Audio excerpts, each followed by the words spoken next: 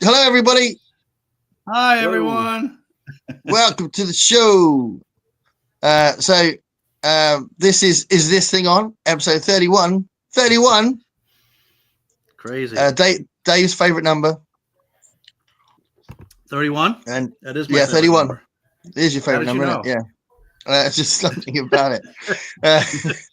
And we thought we'd get we did a little survey and we asked everybody's favorite number, and our guest's favorite number is 31 as well. So we have Brian with us. Brian from Bookish. Actually 31 in reverse. Is it? You like the lucky 13? Yeah, 13. Yeah. That's my favorite number. I was born on the 13th, so it's always been my number. Is this you complaining that you weren't on episode 13? Is that what you're doing there? Yes, that's it. I'm complaining. No worries. We'll get you on episode 113. There we go. If all of us are still alive by the time we get there.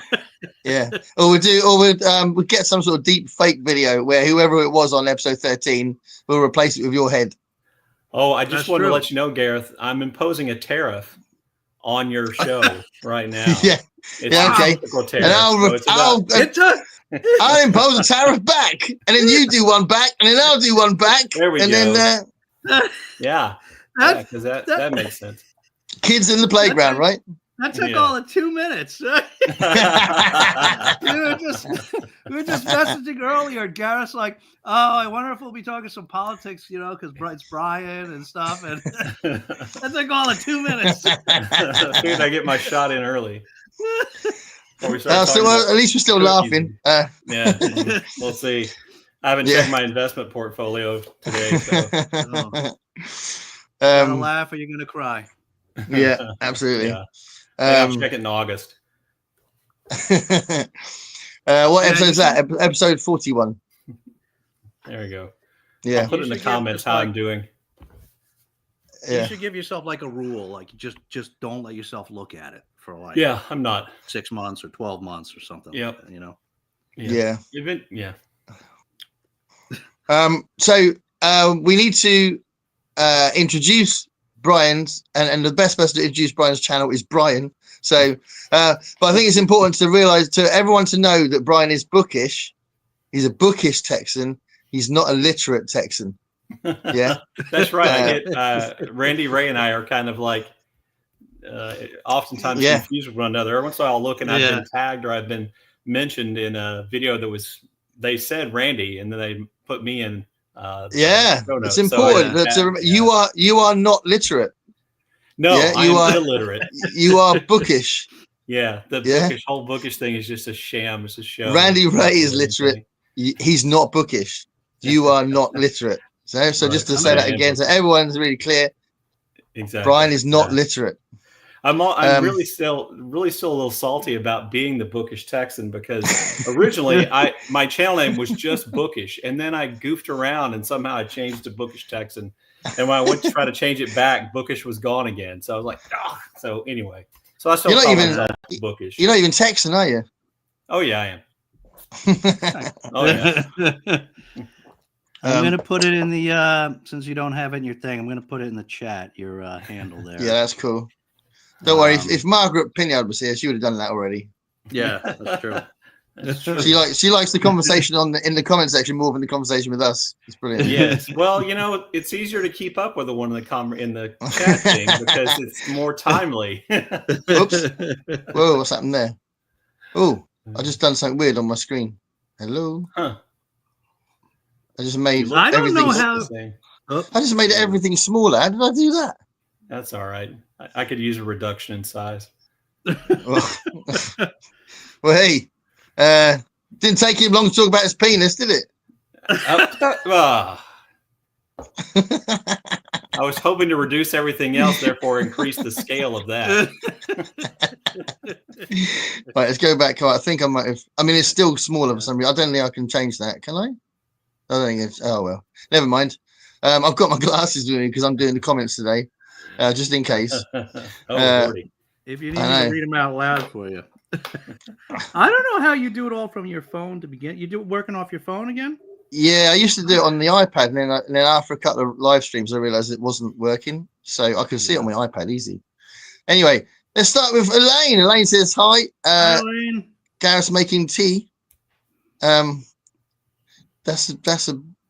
was, yes. I have my tea. I've started using one of my favorite mugs again, my Star Wars mug with R2 on it. You a Star Wars fan, Brian? It depends. Okay. The middle three, yes. The first three and the last three, no. What about the shows? You watch any of the shows? No. Oh, I watched Mandalorian with my wife. She really liked it, and it was okay. And I like the only movie that's not one of the original three that I like is I forgot the name of it. It's the one where they have to go steal the Death Star plans. I can't remember the name of that one. Rogue One. There you go. Yeah, I like that was that good. One. That's a good movie. If they just got rid of the first three and the last three and just kept those four, I'd be pretty happy. Yeah. That's not massively controversial. A lot of people think that. It's not, particularly when you're my age and, the middle three were the only three for most of your life. Yeah. So you don't like calling Star Wars A New Hope either, right? It's fine. That's what it is. So yeah, that is what it is. So I went through a few hellos. So Jenny's here and Pat's here and Heidi's here. So hi, ladies. So let's move on to another comment from Elaine and Jenny. They're all saying hello. Gavin's here. Hey, Gavin. The working week's only 80%. That's true. I'm going to work tomorrow. Oh, and then we got our Easter break after tomorrow. All right. Which is why. Oh, by the way, people, that is why this is not a 2-week gap. So I'm not around next week. So we thought rather than wait 3 weeks, we'd wait 1 week. So Brian rearranged his entire life so that he could do it a week earlier. There's so much to rearrange. So many events going on in my life. Real challenge to figure out. Hello. Lots of people saying hello. This is really here we go. Yeah, I'm just gonna wait for the first time. What was it? We were looking for Pat I think it was at the end of the last one, right? We needed some stats. And Pat wasn't there. We had some stats on something we needed. That was when we were Joe and Jen and oh, you mean last time? Yeah. There was some stat we needed, and we needed Pat. Oh, I don't know. I mean, obviously, Brian's already established that he's larger than we are. I don't know whether Pat could give us those stats. Although apparently my screen's bigger. Just saying. It's all just a matter of perspective. It's how you're looking at it. It's not about how big a screen is. It's about what you do with it. Yeah. Right. Yeah. You say hi to Pat? Pat said hello. Ghost Riders and Readers in the Skies here. Ghost. Who made a very important point saying that 90s is not vintage. Did you see that on your video, Dave? I did see that. Yeah. I mean, it's right. I mean, it depends how old you are. I don't actually consider that vintage. I think he's right. I don't consider it vintage, but sometimes the covers kind of look like that, like a little bit like older, don't they? And then you look at the date and you go, "Oh, actually, it's quite recent." But the covers are like a vintage style cover. My kids would consider that vintage. Yeah. Yeah. That's true. Well, what do you think? What do you think the cutoff grunge was 30 years ago. What do you think, Brian? So old. Well, you're years ago, like 1920s, maybe. Oh my goodness! When I graduated from college 30 years ago was 1959.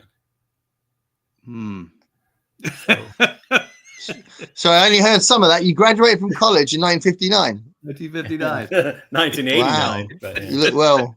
Yeah, I'm doing really well. I wonder what I'll put together. Oh my god, this screen is weird. It's got if I go to here, no, I've still got it. I've got two bars across the actual chat saying one saying hide current comment and one saying new comment, and it's across the actual chat.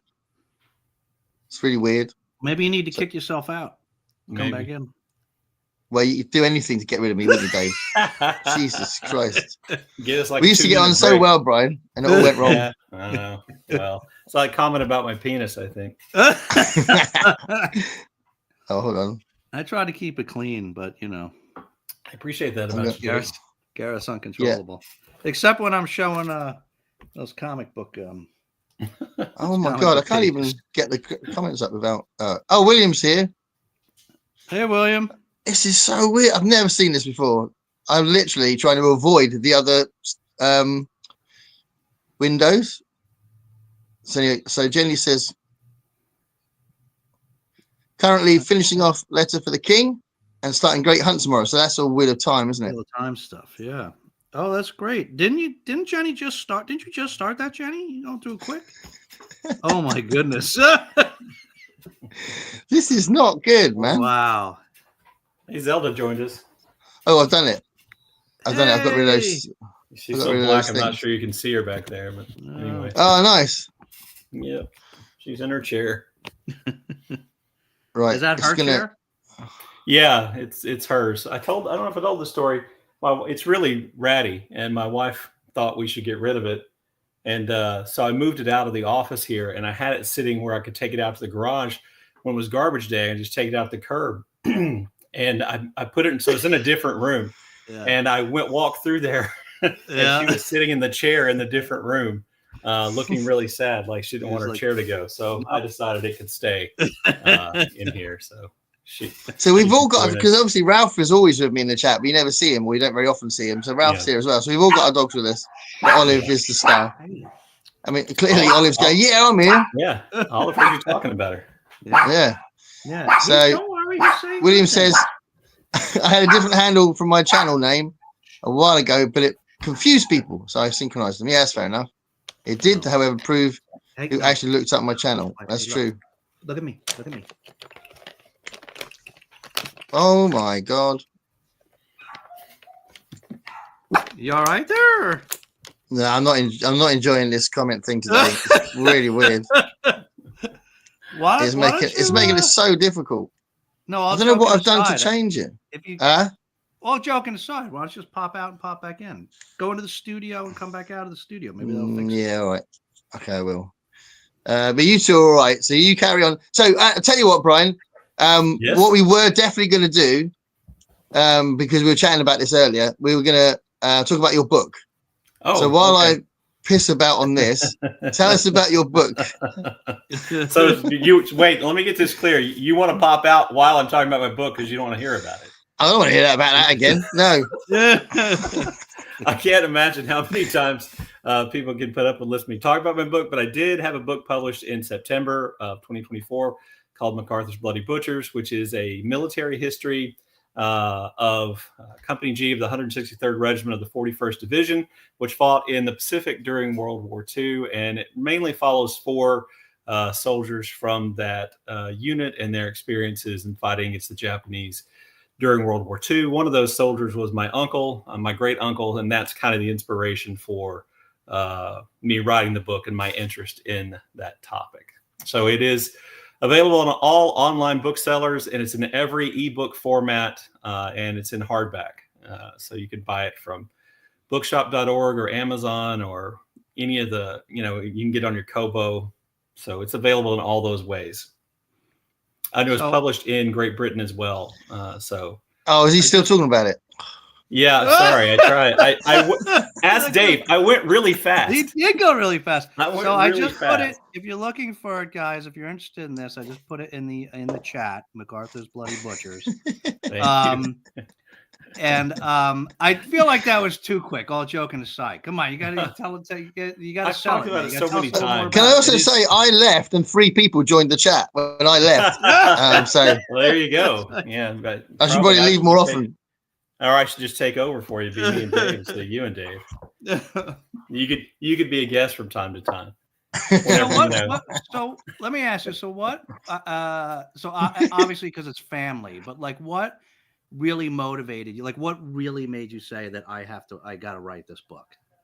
Well, the uncle who's featured in the book was my dad's, probably my dad's closest father figure, other than his dad. And he was really special to my father. So one of the things that made me interested in writing the book was doing something, to kind of honor my father by honoring somebody who was really important to my father. And so that's kind of why why I started it and kind of what it was about. And originally it was just going to be like a book about my uncle, but I don't know, it's hard to write a book about a person who's, just lived a normal life. And so it became what it is, because to fill it all out and to make it more of a story, a bigger story, it had to go beyond my uncle. Mm-hmm. So that was, well, you had to make stuff up. The motivation. Is that what you're saying? Yeah, I made up everything in the book other than the parts about my uncle. It's all false. All the end notes are just gibberish, and none of it. I didn't think there were dragons in the war, and then I saw it when it was chapter 4. It goes mental. Yeah. Little known fact: there are dragons, and there's a lot of spice with the dragons. If that helps sell the books, then it's a spicy dragon. It was the best bit. I thought it was really cool, that bit. History. Yeah. So it's all spice and dragons and some World War II. Yeah. Always got to make it up, haven't you? That's why they call it non-fiction. I mean, what kind of materials did you have to use for that? I had my uncle's story, which a cousin of mine had actually taken a transcript from a video recording he'd done for some kind of historical archive, and had that published. And so I had that, and then the 3 other soldiers each had something accessible that was published. One of them had written his own book. One of them was kind of like the 41st Division's historian, and so he'd written a lot about Company G's specific military actions. And the other one had done a recording, had a transcript that was a part of the National Archives, which I found that way. I also did research the Montana Historical Society, which has all the papers of the guy who was the historian of the 41st Division, and actually found they had like a transcript of a diary or a translated diary that they'd taken from a Japanese soldier. So there's actually a Japanese soldier story perspective, but at least part of what was going on in there as well. And then just some history of World War II in the Pacific, history of the 41st Division. What else do I have? A lot of stuff like that. Other books that have been written about the 163rd. So it was awesome. It's not a whole lot of stuff, not a whole lot of sources, but enough for me to find what I wanted. You tell the story. Yeah. Did you but now that because it's obviously taken you a long time to do it, now that the process is finished, do you feel like there's like a little bit of a hole in your free time, or do you feel like, oh, thank God that's done, or you want to do something else, or what's your approach now to writing?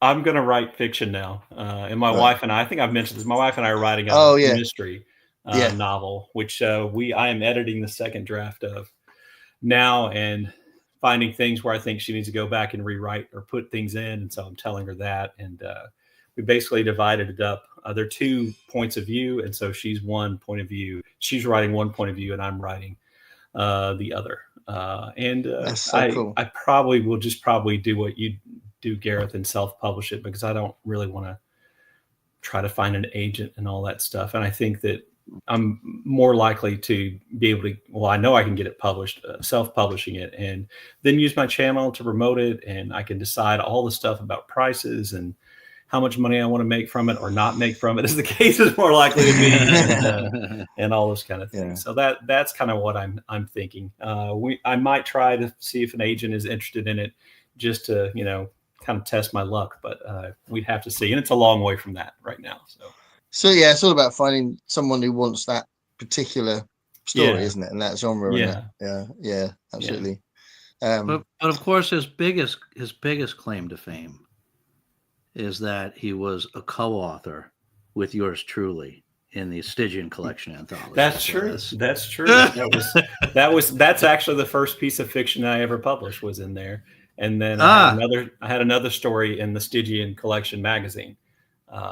So those, the only 2 pieces of fiction I've ever published were those. So that kind of inspired me to think I could write some fiction too. So yeah, that's awesome. Right, let's get back to comments a minute. So Constance is here. Oops. Hi, Constance. Hi, Constance. And she didn't call you literate, which is good. Elaine says still not Star Trek. That's true. No, it wasn't. So there's lots of more hellos, and we'll go through them quickly. I was there last time. I feel like all I do is Yeah, Pat, during this chat, if you could just have a look to see when you've been in the chat, that'd be great. Let us know which episode you've been in the chat. Unfortunately, Pat, they've established a codependent relationship with you. So Margaret filled in. Yeah. Gen Z calling 2002 vintage the heathens. Oh, maybe I had left.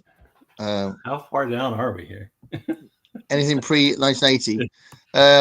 Yeah, I mean that's the thing, and it is a bit of a debate. So it's always interesting to see, but it does depend on how old you are and also how much you accept the fact that time has moved on. Yeah, I think that's a good marker, though. I would agree with that. Like when I talked about that 1991, I called it vintage because I didn't really think it qualified as vintage, but right. So Jen, that's me getting kicked out in it. Yeah, that was Dave being like starting the episode quite aggressively, I thought. Yeah. Dave, did you say you tried to keep it clean? Oh well, Cat's not here yet. Oh, yeah. It's Jack here. Jack from last episode. That was great. Good to see you back, Jack. This is late for Jack. I don't know why UK people are here. Star Trek was always my favorite in college because friends of mine had developed a drinking game that we played while we watched episodes of Star Trek. So we called it Beer Trek, and we played on an almost nightly basis my freshman year in college. Which Star Trek? Like the original series, because there was no other Star Trek until I graduated from college. So, was there a particular series. Trigger? What's the you said drinking you had to drink? There were like 12 or 15. There was one for every character. So every time Scotty got mad, every time he got angry or frustrated, you drank. Every time somebody beat up Sulu, you drank. Every time Chekhov took over command of the ship, you drank. Every time Kirk had a relationship with any kind of female creature, you drank. You got pissed on that Spock one. Said illogical or fascinating, you drank. Anytime somebody molested Uhura, you drank. Anytime you saw something floating, you drank. And then one person every week got to call a wild card drinking thing based on whatever the episode was. So you see the intro of the episode. If you knew what it was, then you would try to call a wild card drinking thing that you can have a drink every time. McCoy said, "I'm a something, not a doctor." Oh yeah, sorry. It was every time. I can't remember. It was every time McCoy got angry. Can't remember what Scotty's was. I guess it was. Was it every time he said he can't fix it, or maybe something like that? Yeah. His is the only one I don't really remember. It's amazing I remember any of those things, considering how much we were drinking. That is brilliant. Yeah. This game sounds amazing. Yeah. You should try it. I'll send you the rules. Yeah.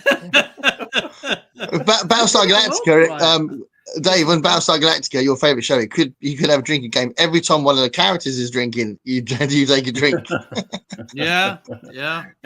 True. And it may be in Lost, because you love Lost, isn't it? It could be every time you're lost, you take a drink. All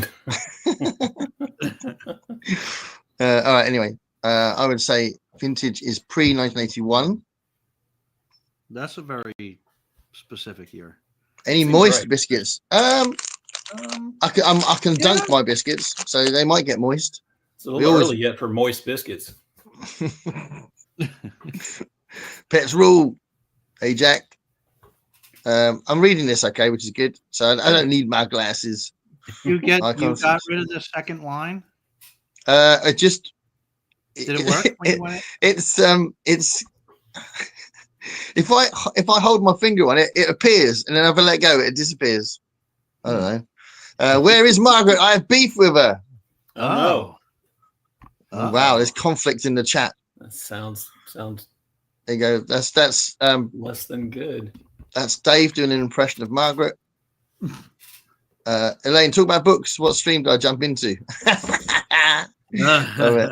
Well, we haven't really started talking about them yet. Promo book every chance you get, Brian. Absolutely. I should have held up my books. Damn. Yeah. I'm not very good at that. I do keep thinking that my last book was really good. But nobody's read it. but I do get I get some nice feedback. You never talk about it. We let Brian talk about his book. Why don't you talk about your book? But you need to go on Greg and Alan's show and talk about your books. Yeah. You can only talk about one of them, and you have to do it as quickly as Brian did. Go. Oh, he's got to have a prop. Oh, he blew half of his time already. Yeah, look at that. Apparently, he can't remember. He can't remember what he wrote on the back, so he doesn't know what the blurb says. You didn't hold up your book, Brian. Do you have a copy? Oh, I didn't want to get up. It's over there. Oh, okay. Hang on. Yeah. Got that. I'm gonna be all by myself here. Olive, you got to. There you go. That's what it looks like. Where did the picture come from? National Archives. I had to find. What's going on? Is that a Stygian site? I had to find hey, we're not talking about you right now. Yeah, I had to. You used up all your time going to get the book. So Brian's back. Yeah, and it wasn't even there. I had to do research and find pictures and maps for the book, and the National Archives has all kinds of photographs from the actual war taken by wartime correspondents, and just lucky that they had some of the unit that I wrote about, and was able to include those. So this is one. The one on the front is from the Philippines, and it has a tank with a bulldozer blade on it. Yeah. And I can't recognize my uncle in any of the pictures in the book that are like that. But it's possible he's actually in some of the pictures that the correspondents were taking. There are a few pictures that are actually like in combat pictures where everybody's like ducking down, laying on the ground, or coming up to the beaches and stuff like that. Sorry, Gareth. Go ahead. No. Well, it's just my book is really similar to Brian's, so it's amazing that we're on the same show.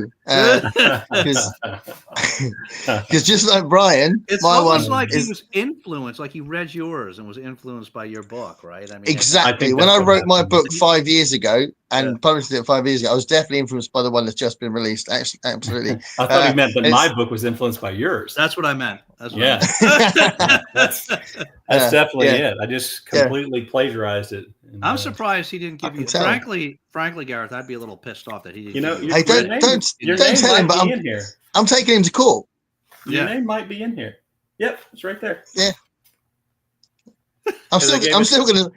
But you can do what you want, Brian. I'm still going to sue you for everything you got. That's fine. I tried to give a shout out to everybody who had asked me about the book on my channel anytime that I had written it, and you're right there.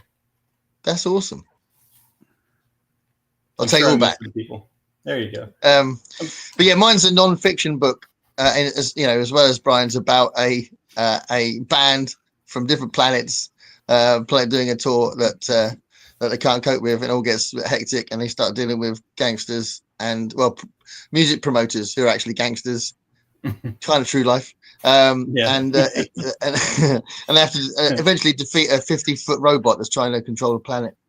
Wow, 50 feet. That's a big robot. Yeah, 50 feet. That's a lot of feet. A lot of feet. Yeah, it runs fast. Wait, is it 50 feet tall or does it have 50 feet? 50 feet tall, but it was a nice little joke. Okay. Yeah. But yeah, it's a beautiful book with a lovely sense of humanity in it, and I think the core of our ethical values are within that book. I think are you touches show it to everybody or no? No, I can't find it. Oh. No, even I haven't got it. Let alone everybody else. Well, I'm gonna buy one and send it to Trump and see if that helps. Yeah, you won't be able to. There's a lot of big words in it. There's like some of them have got like 3 syllables and everything. Wow, so he's that's going to be a problem. All right. Yeah. Yeah. And he'll probably translate it as some sort of attack on him because he does everything, doesn't he? Yeah. Well, that'd be fair. That's okay. There are going to be a lot more verbal attacks on him. Yeah. Hopefully. Over the next few months, I imagine. Right. So Heidi says, I have the last 3 chapters of Stigmata to go and absolutely loving it. Really. We can talk about what we're reading at the moment, if you like, on the back of these comments, couldn't we? So get that ready. Put that in your head in a minute, and then we'll see what people have said. Brian's here. Hey, Brian. Brian, meet Brian. Brian, meet Brian. Evening all. There's a good interview about Brian's book on Peg's history shelf. Oh, did you see that, Brian? Yeah, look, I was in it. Believe it or not, she interviewed me. Yeah. Interviewed me. Yeah. Always the best person to interview. If you're going to talk about the book. And let me know your thoughts when you are done. Hey, Brian. Need more dragon spice, yeah. Oh, clearly she's read your book. There you she go. Thought she thought it needed more dragon spice. The sequel will have way more dragon spice. Don't abuse Pat. We couldn't abuse Pat. It'd be nice. Vintage sci-fi is when they still smoke their pipes when flying the ships. Yeah, that's a good measure. Yeah. Thank you. I hope these shirts are ironed. Yeah. Yeah. Brian's vintage himself. Dang, by 5 months. Oh, he's younger than I am. I'm vintage by 9 years. Yeah. Wow, I'm vintage by 13 years.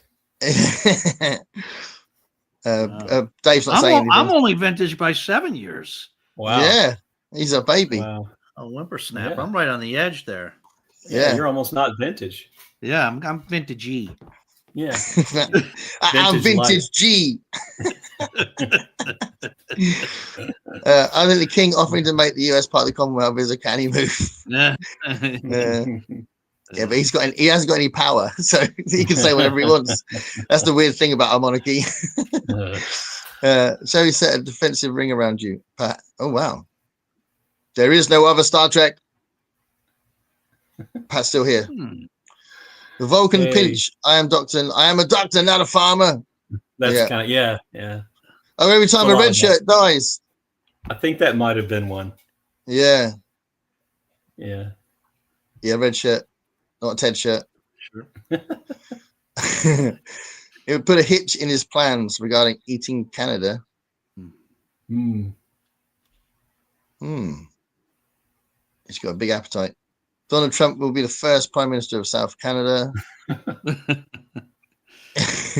He said, "Oh, Mick's here. Hi, Mick.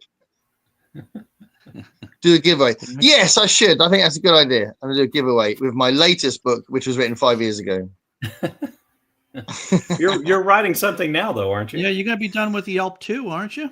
Yeah, I've got the plot written. I need to do it. But I need to. The trouble is, I need to read the first one again so that I can be really like detailed in how I follow it up and it's consistent and all that. Because I remember a lot about it, but there are certain things I would have written that I would have forgotten by now because it was ages ago. But to be fair, it might not be a bad thing because I probably enjoy it. I go, oh, this is fun. It's a fun book.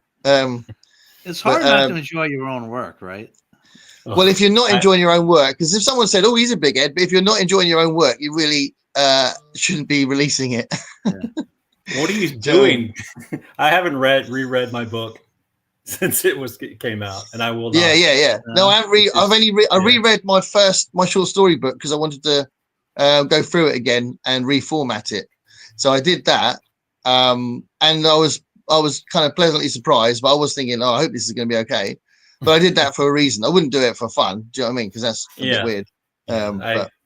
I don't enjoy seeing all the things I wish I'd done differently. Oh, I must be really narcissistic because I reread my stories multiple times. I rewatch my videos multiple times.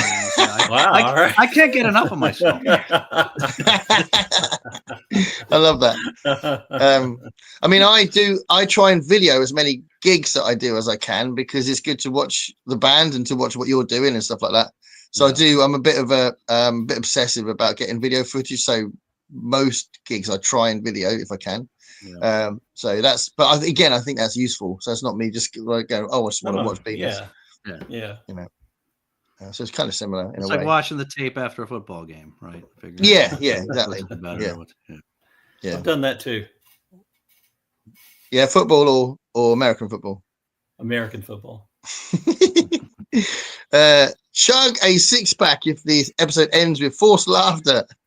Yeah, or an awkward attempt to explain the point to the audience. Yeah, that's true. They do that. So this just struck me. We shouldn't we do an episode? Shouldn't we do a drinking episode where whenever certain things happen or it can't be based on things that the commenters say.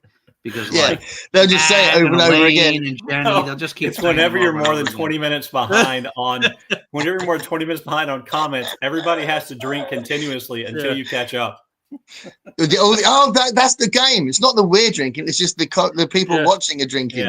Yeah, we'll be safe. Yeah. That was a great idea. Yeah. We have very tentatively talked about deliberately getting drunk before we start an episode. Let's see what happens. I thought about having a drink while this was going on, but it didn't. So do it. It'll make it much more enjoyable for you, mate. It'll get boring in a minute. That sounded really scary. What you I can't listen. I can't listen to Gareth go for 3 hours if I don't have a drink.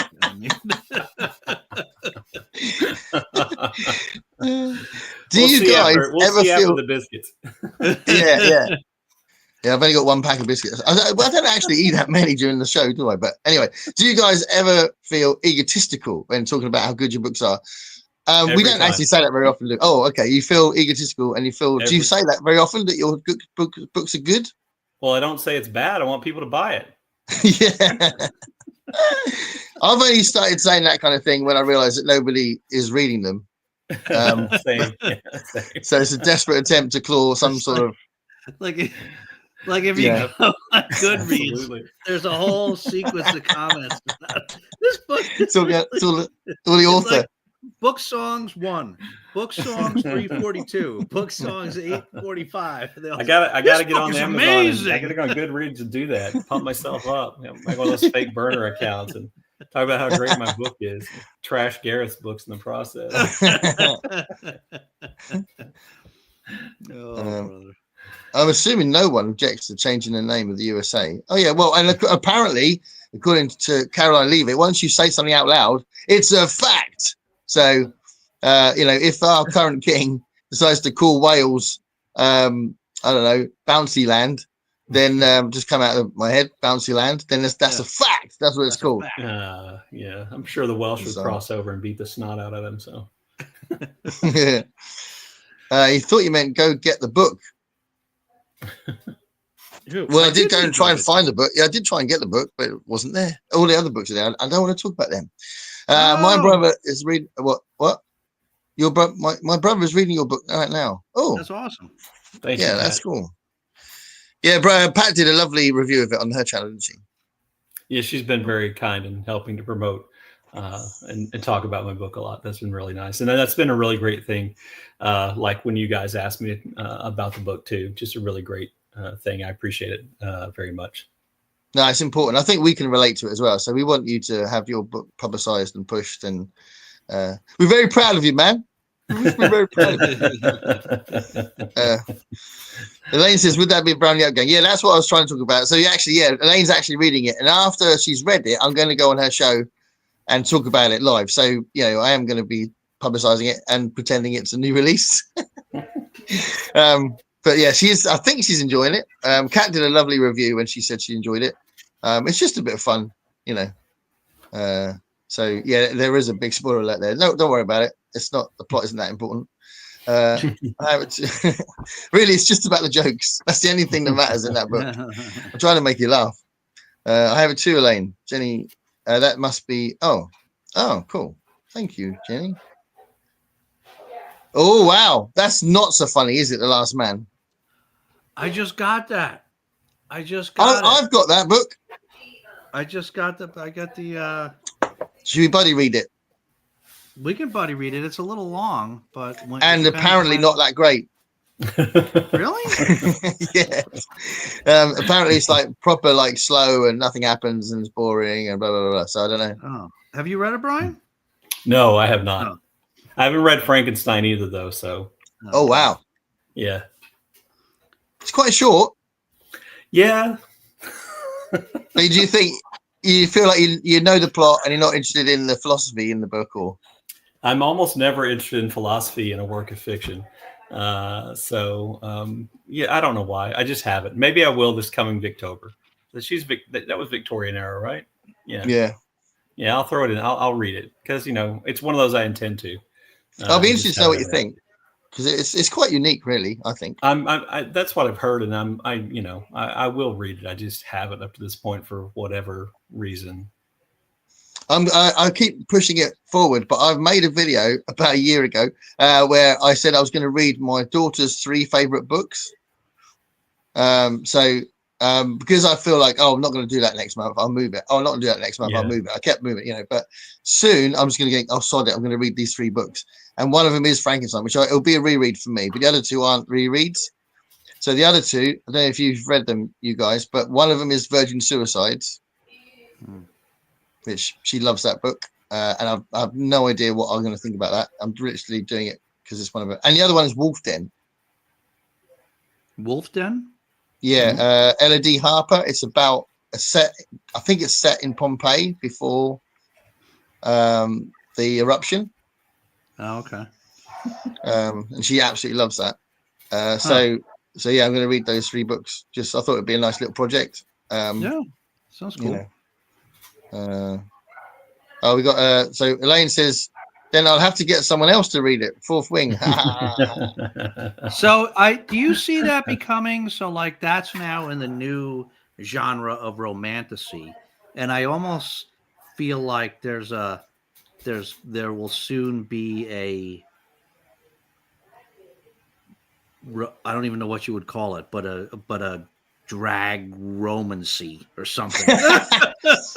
Well, I think there'll be loads of rip-offs because there always is. Right? I think there already is loads of rip-offs. Yeah, because if something's successful, go on. I'm not sure that Fourth Wing isn't in some ways kind of, I don't want to say a rip-off, but isn't kind of like really similar to other books in the same. Yeah, I think there's already that kind of genre already. That romantasy is just taking those tropes and putting it into dragons and stuff. The thing that I find interesting, I think, about the topic is and it's not, I'm going to say it's the spice level and where the amount of spice in the book cause it to be one kind of book rather than another kind of book. Like some books are just all about spice and some books are stories with spice. And so, I'm kind of interested in where that, I don't necessarily want to read them, but I'm kind of interested in how they draw that line, Yeah. My understanding is there are also a lot of romance books about hockey players, and those are supposed to be really spicy. Yeah.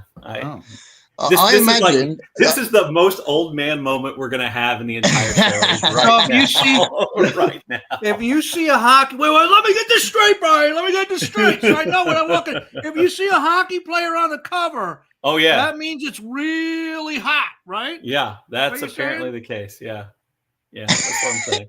Okay.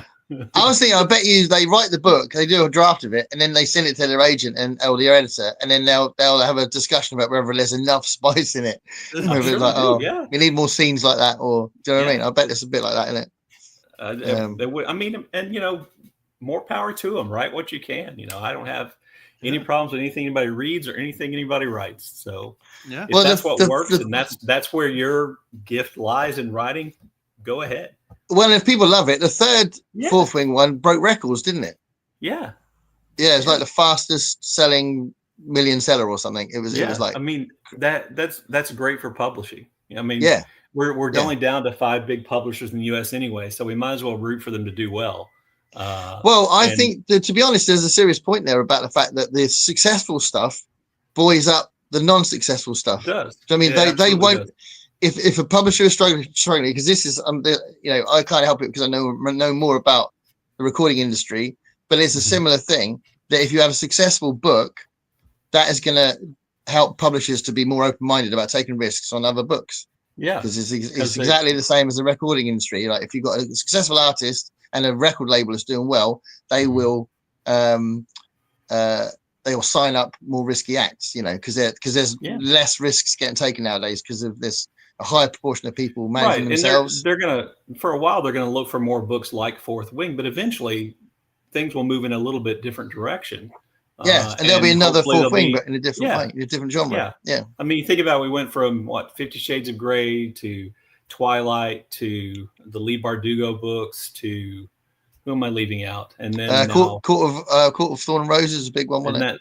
Okay, right. And then so Fourth Wing right now, I think that's just I think that's good. Publishers making money is a good thing. It makes more room and for there are other writers. things that are running alongside it. I know that internationally, the Richard Osman murder books have done really well, haven't they?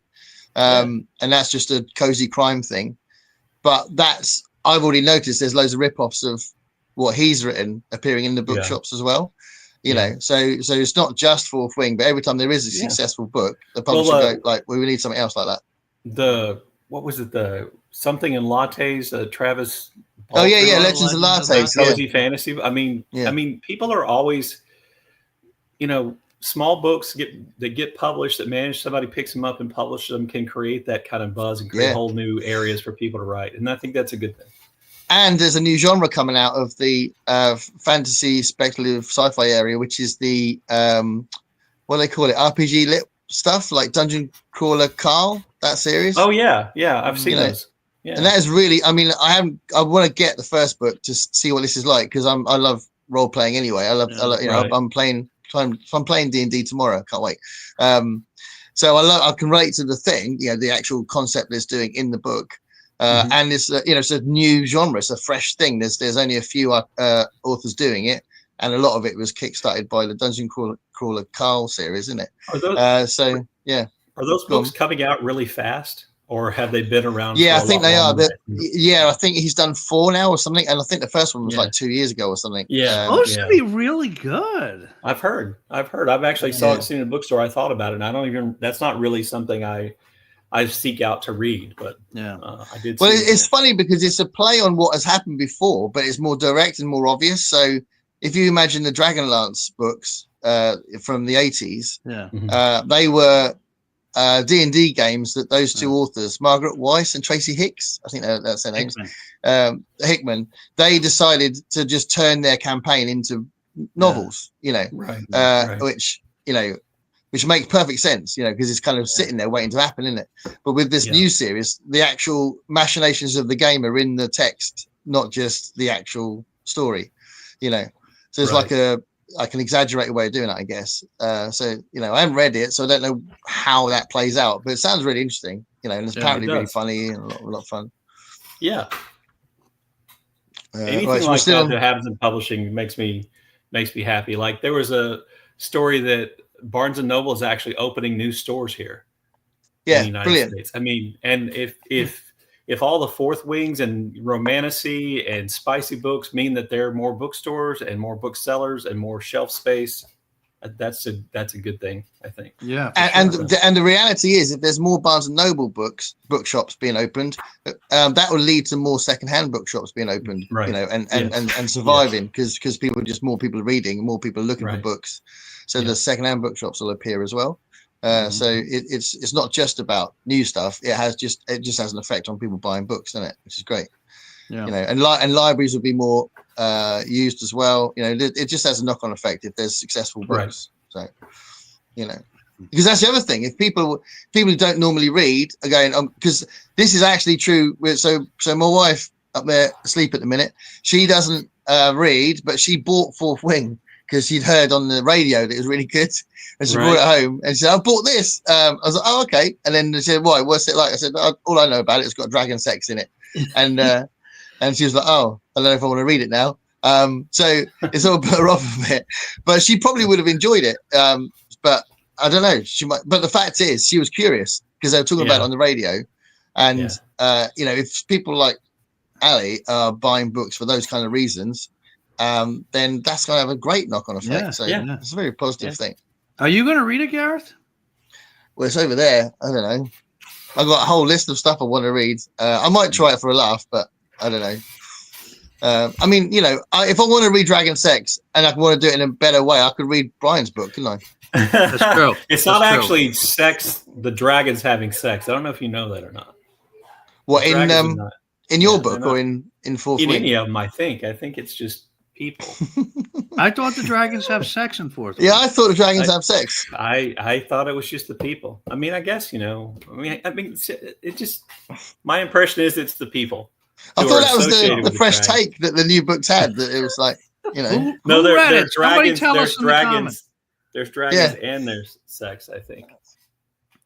See, my daughter's read all these books, but I'm not going to get into details with her about it. Yeah, I'd be interested to see if this in the acknowledgements at the beginning. It's just like, I'm thanks for Professor blah blah blah blah for telling me how dragons would have sex. David Attenborough's thanked. Oh goodness! I did not think that's what we would talk about. Get us out of here. Warp drive, Mr. Scott. Violate the prime directive. Yeah, these are all reasons. And every time you get Captain's log. Yeah, those would all be. Yeah. It's full of cliches, basically, isn't it, Star Trek? So yeah, anything that's. It'd be like if you're going to do the A-Team, just popped into my head. Every time a car flips over, that could be a drink, couldn't it? And every time it's like every time he says I ain't going on that plane. Every time they rescue Murdoch from the asylum. Every time Face chats up a woman. Every time she's mad, sounds mad. What a ridiculously silly but also genius concept, right? That every episode they have to break a team member out of the psychiatric hospital. It was an amazing show. Come on, it was an absolutely amazing show. Absolutely amazing. It was one of those shows because there's an innocence lost nowadays. I don't know if people would want to make a show that blatantly simple. But everyone just seemed to be enjoying the fact it was a ridiculous show. Do you know what I mean? It's like the plots were ridiculous. Watch the A-Team right now, just talking about it.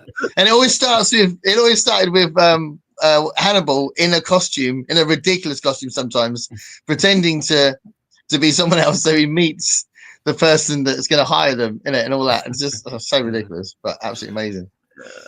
Hold on. Montage. Oh yeah, the montage. Yeah, that when they build the tanks. Are you reading ahead? I was kind of distracted. Don't read ahead. No. I was just reading the one you just had up there. What's this? Oh yeah, just read a story in Bliss Montage by Lim Na. Oh, okay. Office Hours. We need to reread. I was kind of distracted by the tornado outbreak. Oh my god! Oh. I'm glad you're okay. Boy. That's crazy. Me too. We are so lucky. Here, England doesn't have any kind of extreme weather. We're like, it's got a bit nippy, Yeah. People moan about the weather. We haven't had tornadoes this year or last year. Weirdly, I think the weather pattern is kind of pushing them further east. I don't know what about climate change seems to be making the severe weather hit more like just starting Louisiana and then moving east. But they've had a lot more tornadoes in Tennessee and Alabama and Mississippi and places like that than we've had in Texas. And Texas used to have the most tornadoes of any state, in part because it's so big, but it used to get a lot of tornadoes. And I'm sure we still have some. I just haven't heard about one touching down, and doing damage here for a long time. Yeah, that's good. When I was in New Orleans, we have hurricanes last year. I'm sorry, what? No, I was going to say we were told to stay in the hotel. There was like a warning on our TV, and we weren't allowed to leave the hotel because of flooding, or the fear of flooding. Or the weather was flooding, but they were worried it was going to breach the walls and just take out New Orleans. It was mad. So that was a weird thing. That's not someplace I would live, and I live only 7 miles above sea level. So yeah, right. I don't want to go in the negatives like New Orleans is. So don't drink and read. What would I read? Fell asleep on one of my vintage books, increased the cover. No. Yeah, that happened to me with a comic book one time. It's better than I thought you were going to say. You drooled in it, and now it was ruined. I do worry about where I put my tea, and I spill it all over the book I'm reading. That can be a thing. Well, I always have tea. I have several paperbacks from college that have various stains on them that are related to drinking. But you. Glad you're okay, Constance. Yeah. Gotta practice. No back creases. Yeah.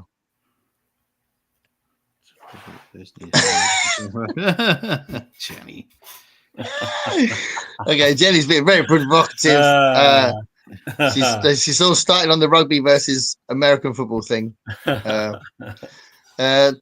here. MJ. You've been here for a while, by the way. But hello.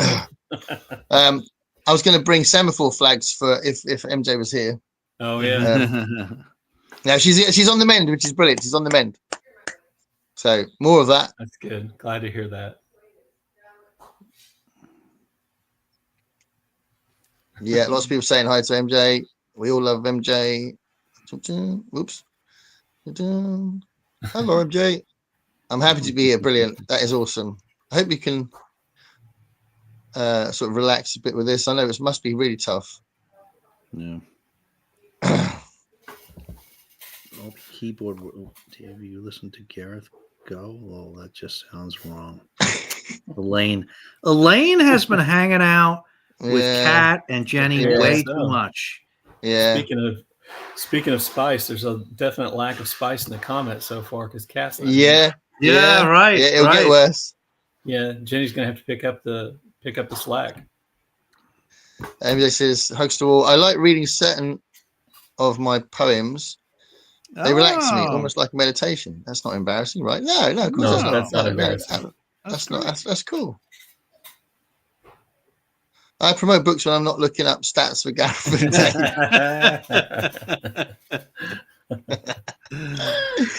You're reading your own poems is great. Yeah, absolutely. Yeah. I've read Gareth's poetry. Yes, you have, and I really appreciate it. And it's a very different side of my poetry is very serious, and my novels and short stories aren't. So, or most of them aren't. My first short story was, but yeah, most of them aren't. Writing a book is a very impressive accomplishment. Kudos to all who've done it. Yeah, it is a lot of effort. Thanks, MJ. Yeah, thanks, MJ. This like button looks so neglected. Wow. Was it? There's no such thing as no publicity. No bad publicity. I was kind of hoping for some bad reviews in my books just so there'd be more up, but so far. Yeah, at least it means someone else has read it, isn't it? Yeah, which is exactly what it means. Very little happens in the first third of the book, but it picks up later. Oh, MJ's going to want to buddy read that with you, Gareth. Sorry, next comment. Oh, okay, yeah.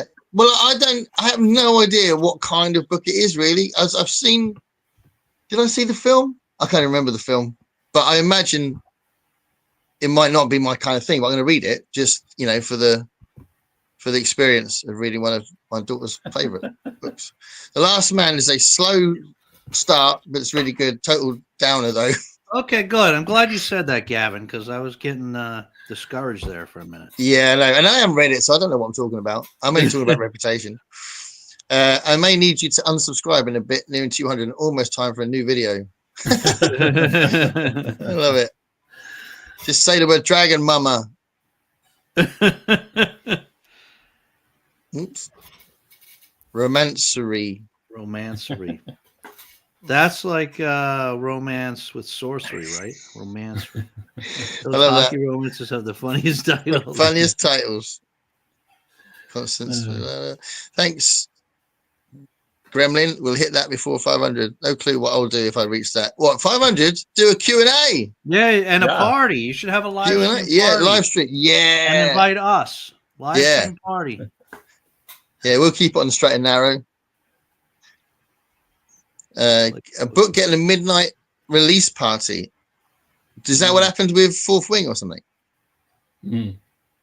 Oh, Jack's going to write a spicy rip-off of the Brown Yelp Gang. I love it. I love it. There you go. I love it. I've got my Brown Yelp Gang T-shirt on. So this was a present from my wife, Christmas present, and it's nice. it's Lazy Riff, the guitarist of the band. So there we are. And he could probably get up to some spicy goings on. The Den book about Pompeii is all about prostitutes. I did a soft DNA. Does he a DNF? Soft DNA. Soft DNF. So put it aside for a while. Yeah. A soft DNF, that means it wasn't that spicy then. Yeah. A hard DNF is when you throw it across the room and smash it to smithereens. I was trying to make up for Cat here. I was going a different direction. You go for it, mate. More innuendo is great. Us British love an innuendo, don't we? We'll catch the rest of this tomorrow. Oh, I see. Unbelievable.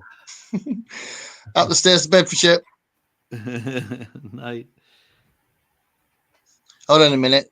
He's going up the stairs to Bedfordshire. So he lives underground? Huh. Wow, I didn't know Gavin lived underground.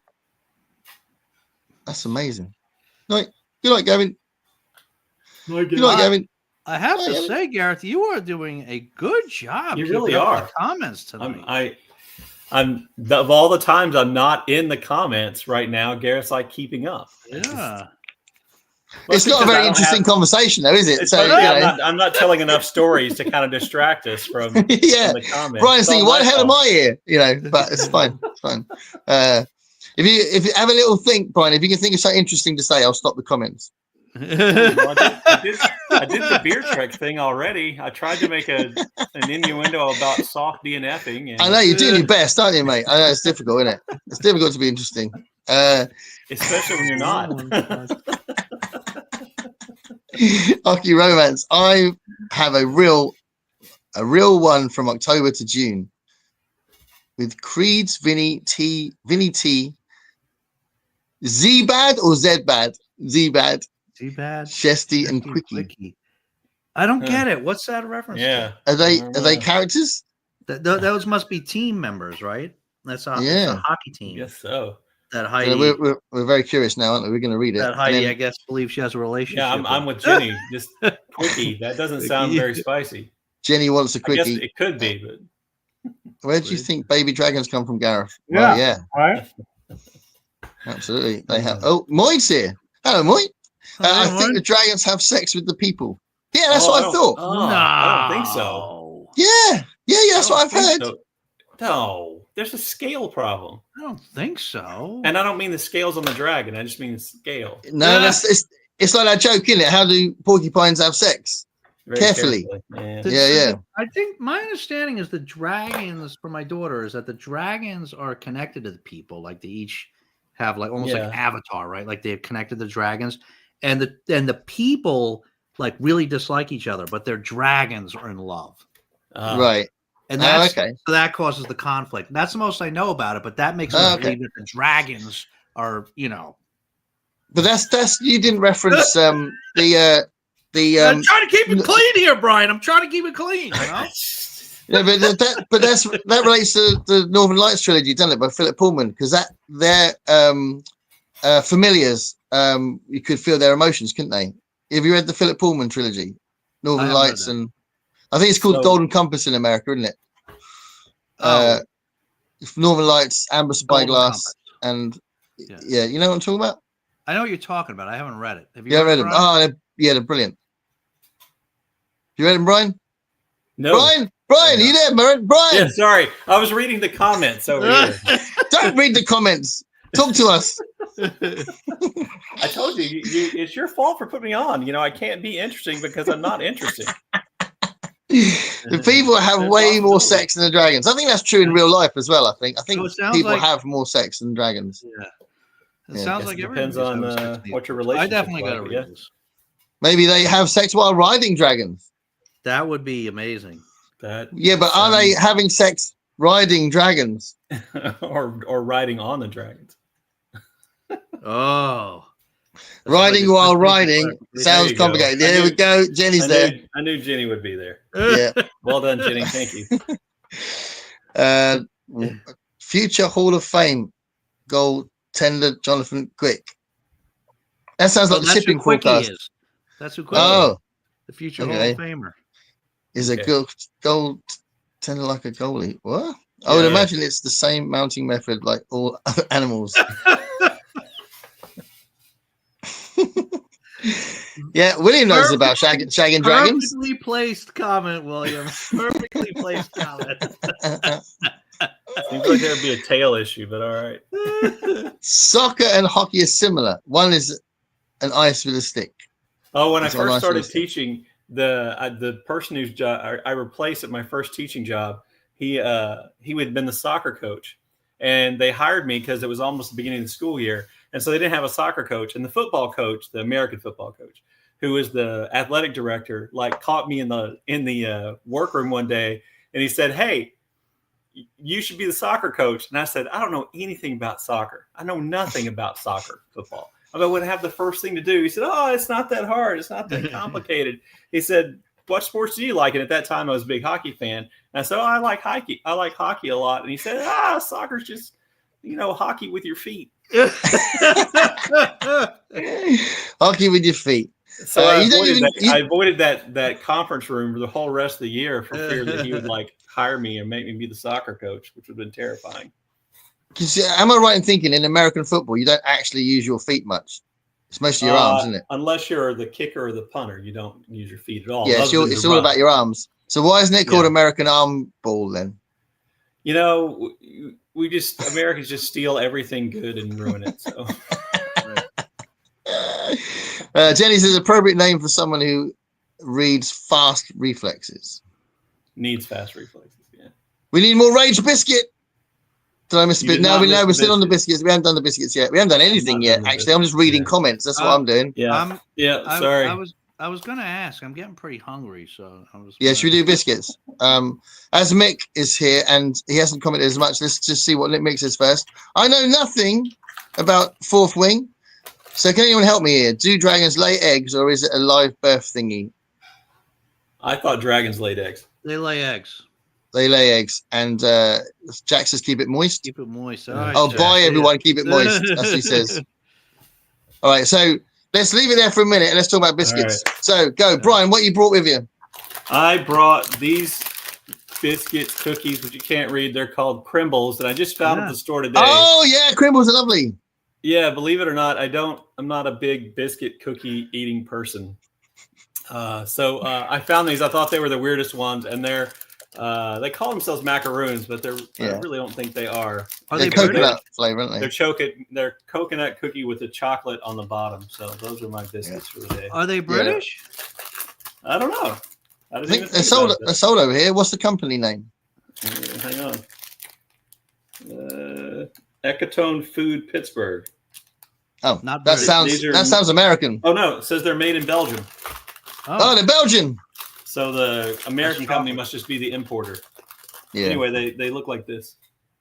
Yeah. We have them over here. They're really nice. They're nice. You'll like that. I really want to see what's on the inside.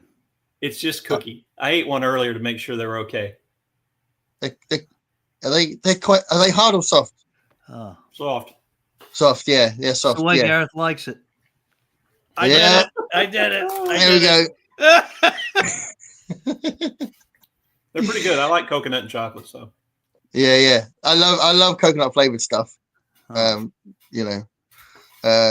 flavored fancy books.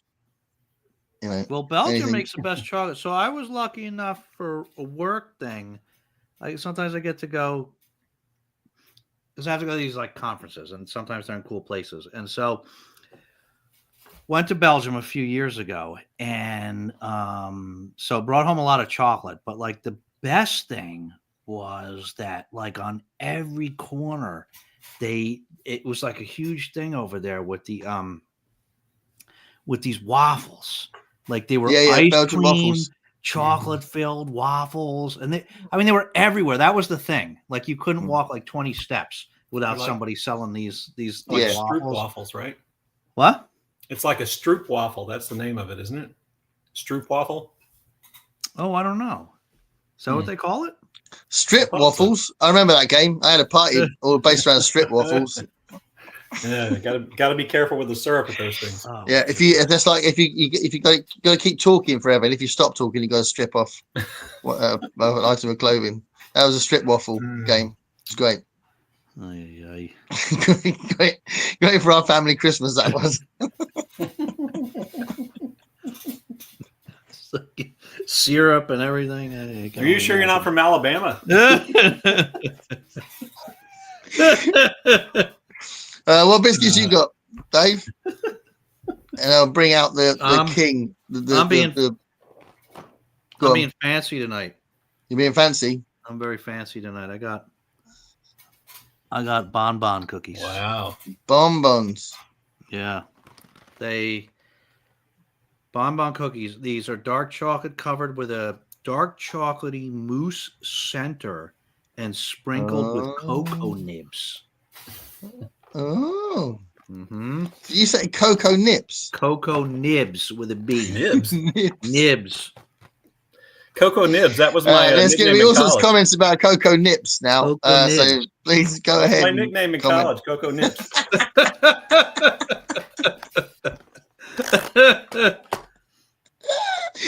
You had a girlfriend, Coco, in college, right? Didn't you, Brian? Oh, Brian, can I just say you just reminded me? Coco in college, right? Cocoa Nips. Cocoa Nips. I should have brought the brown sauce out, Brian, for you to chuckle about that again. I haven't got any. That was my girlfriend's name, brown sauce. These look amazing. No, you can't have this. Weirdly, my girlfriend's name was tomato ketchup, so that was a bit weird. You see how she woke up? See how quickly she woke up? Got the cookie. Yeah, she's there. She's ready for the bonbon. Trey Bon. Bonbons are sweets over here. That's the inside. See them? Yeah. Yeah. That's really good. That's cool. Wow. I hate to see somebody eat a cookie by themselves. So. Yeah, I have to join in, aren't I? So this isn't new. I've had these before, and we've talked about these a fair amount. But I thought I need some biscuits for Thursday. They're either hobnobs or digestives. Yeah, gotta be hobnobs. Chocolate hobnobs. Yeah. Chocolate hobnobs. Oh, we know. So these are just normal chocolate hobnobs. So the last time I think I had salted caramel chocolate hobnobs. I think these are just chocolate hobnobs. I mean, I say just. I mean, this is a lot of people's favorite biscuit, all together. But yeah. So this is not brand new to the show, but it is going to facilitate the face of pleasure. Wow! Thought you had to pay for that. Oh yeah, this is better than what do they call it? Sex. Wow, I'm gonna have one more of these. These are so good. I can't believe how good these are. If nobody comments about the fact I just said that hobnobs are better than sex, then I'm disappointed in you lot. Well, I was eating, so I didn't want to spray cookie all over the screen by telling you weren't doing one of them right then.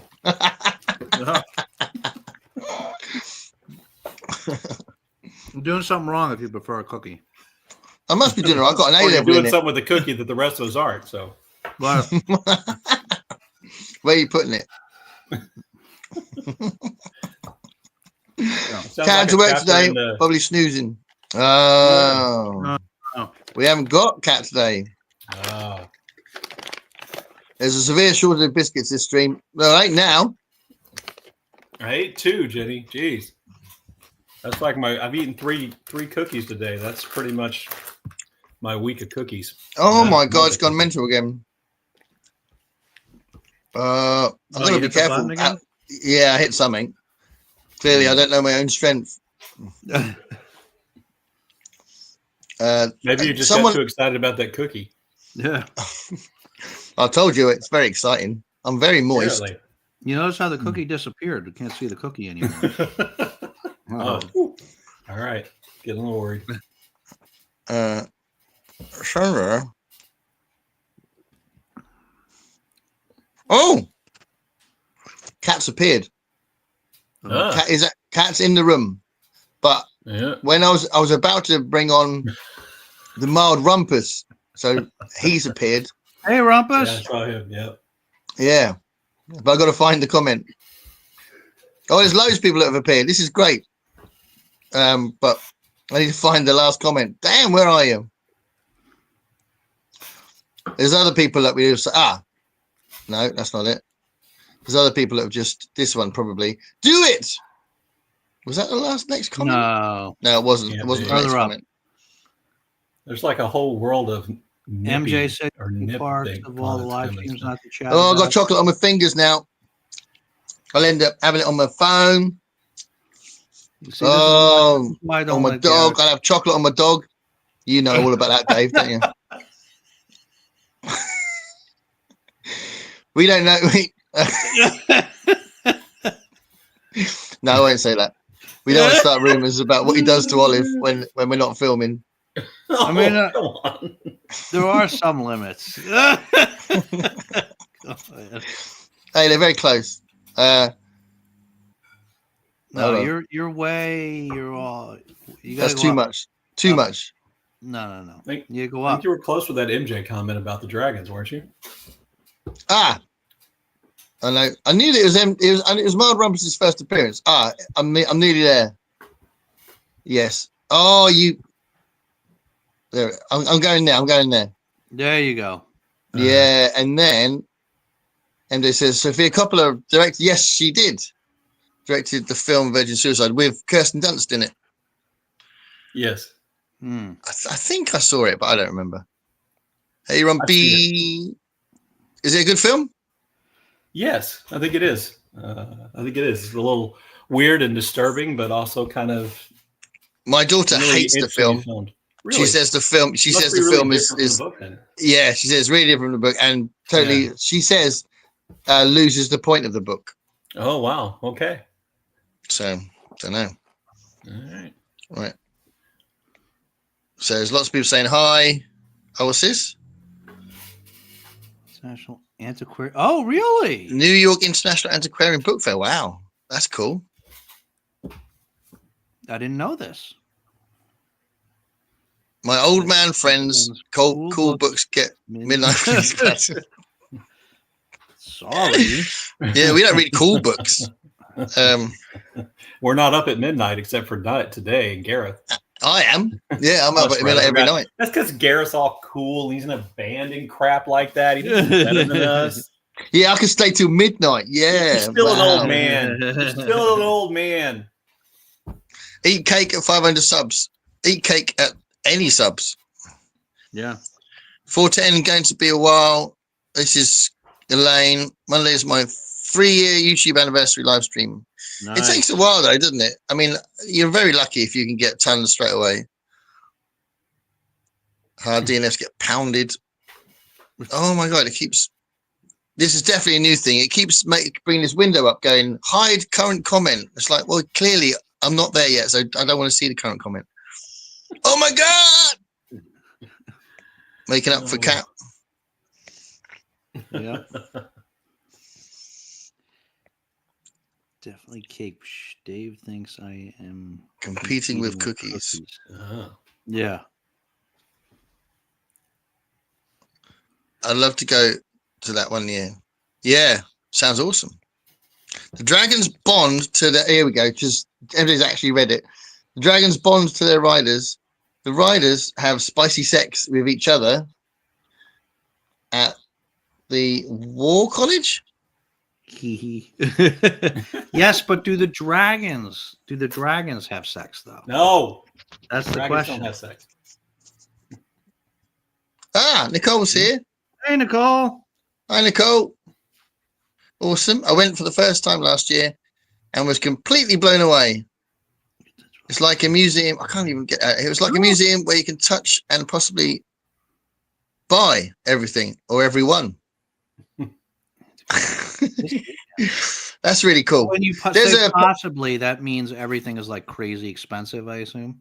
Yeah, probably. There's a really nice book fair, paperback book fair, like that I keep seeing about from Jules Burt in London, and I always want to go. But when he does this little tour around, it looks so cool. Happens in November. I think it happens somewhere else as well. Hey, Alan. Hey, Alan. Hi, Al. Nice one. Al's our next guest, isn't he? I think so. Yeah, Al's our next guest, everybody. There you go. There's a very interesting person you can have on right after me. The views will go up tremendously. Nicole. Dave has it. Oops. Has it right about drapers and people. Dragons and people. 2026. I don't know what that means. This is so difficult today. Mild Rumpus. Do it. There you go. That's that comment I found earlier.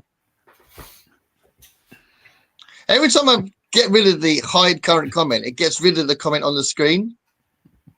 Oh, good. Norman Reedus. I saw him earlier. Oh, I saw a film called The Bike Riders earlier, just a couple of hours ago. Have you seen that? He was in it. Yeah, he had a small role in it, but it was like Tom Hardy and what's her name? Michael Shannon was in it. It was really good, actually. I thought my wife thought it was just okay, but I quite enjoyed it. True story about some bikers. Still hoping that New York BookTube meetup will happen. Yeah, that would be cool. Are you going to be involved in that, you guys? I didn't hear about it. I guess yeah, some talk about it. Yeah, I think Greg and MJ are talking about it. Nobody was talking to me about it. Oh, that's true. I think they were trying to leave you out, to be fair. No doubt. Philip Pullman's Dark Trilogy was great. Read it last year for the banned book 24. Yeah, absolutely. It's great. Oh, that had banned book issues too? Yeah. Well, it's very anti-church. Oh. They're basically the church is the villains. It's brilliant. Oh. A dragon in Draenor is like eagles mating. There we go. Okay. Shagging Dragon. Great band name. The Shagging Dragons. It's like Imagination Dragons. That is a good band name.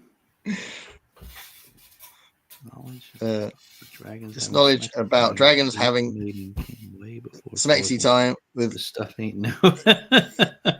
Yeah. Okay. Yeah, it's not new. All the next romancy title. Yeah, that's true. Right, we've got some more hellos. Got some other hellos. A biscuit break. There we go. Yeah, so I'm not that far behind, am I? No. You're doing pretty good. You are doing good. There's a very famous fantasy book that has a strange animal-human lovemaking interaction. You just have to scream out loud when you realize. What's her name again, Brian? Zelda. Hi, Zelda. Hey, yeah. Hey, Zelda, you're on the show. Hi, Zelda. She's like the least expressive dog I've ever had. Like there's never any sign, hardly ever any signs of joy or happiness, just deadpan 24/7 when she's not awake that much, to be honest. I keep just making me go to the end of the chat all the time. No, you gotta click on that. What is that book, Heidi? Can you get back to Heidi's thing? I'm gonna try. Oh, there's somebody else here as well. This is lots of people say hello to, which is lovely. Thanks, guys, for popping in, because this is quite a nice little tally. You guys are being very lovely. See, Brian, it's because of you, man. You are the Pied Piper of BookTube. Obviously, yes. That's what they all say. Yeah, at least, I like to play with my flute. Yeah, he's moist again.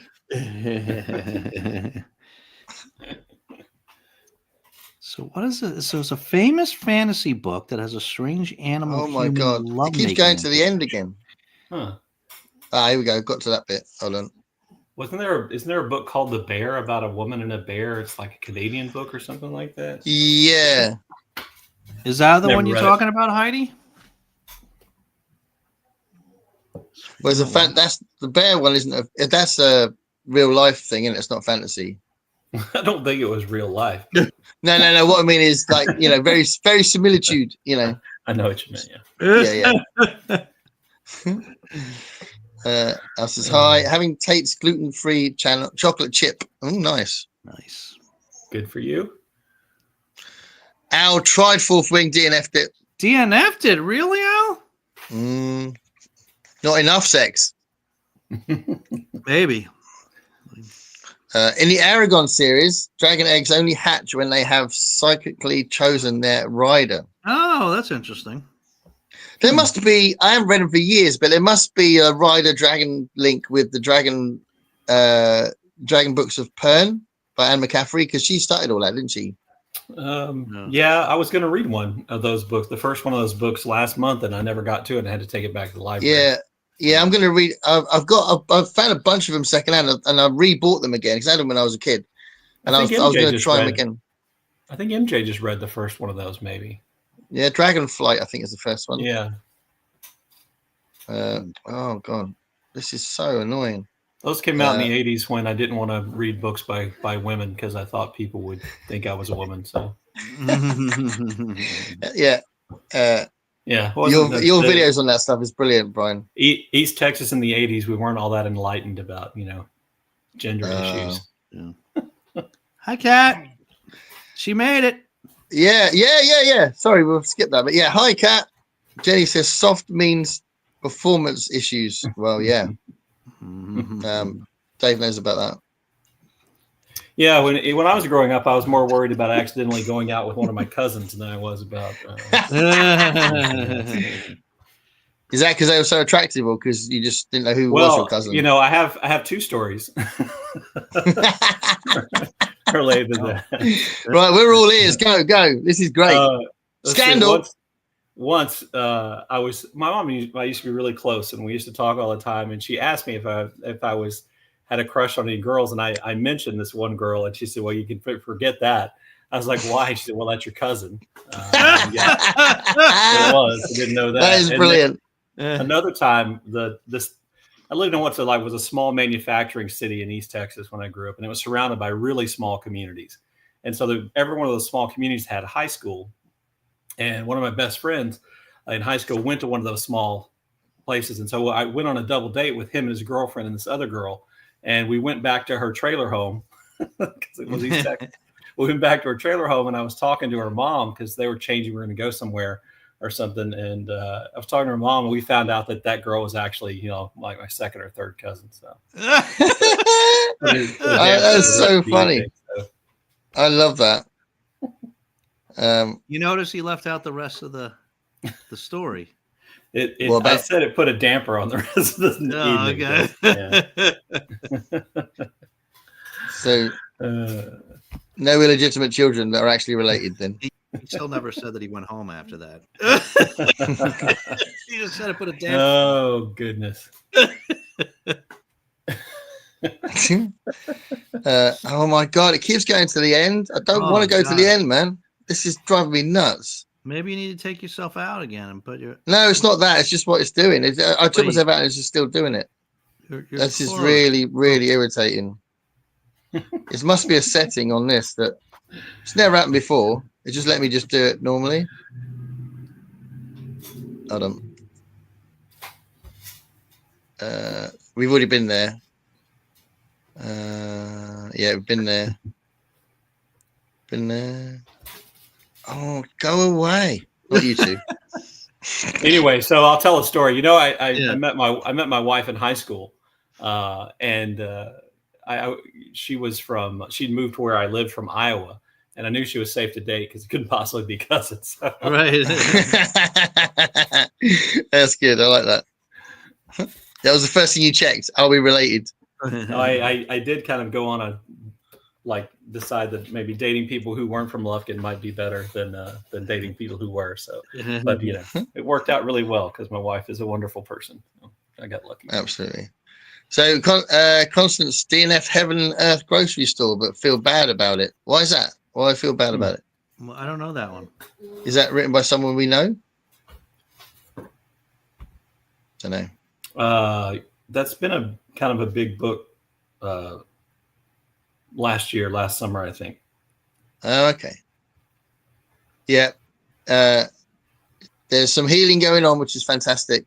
Really good news. Heaven and Earth grocery store. I never heard of that. I don't know what that is. Oh my. The author is Japanese, I believe. I want to say his name's Ozaki, something like that. Oh, is that I don't know. Don't forget it. Yeah. Heaven Earth Grocery. I'm sorry, that's James McBride. I was thinking of the something Murakami bookshop. So Heaven Earth Grocery Store is James McBride. I'm completely wrong. Sorry. Right. Yeah, glad to hear you're getting better, MJ. We're all rooting for you. Here we go. She's in. She's got it. She's found. Cat's found the nips. Moose Center. What did the moose do to deserve being turned into biscuits? Yay! Moose joke. And then Nippy Nips from Nicole. Happy Nips are better. Cocoa Nips. Cocoa Nips are even better, yeah. Thank you very much.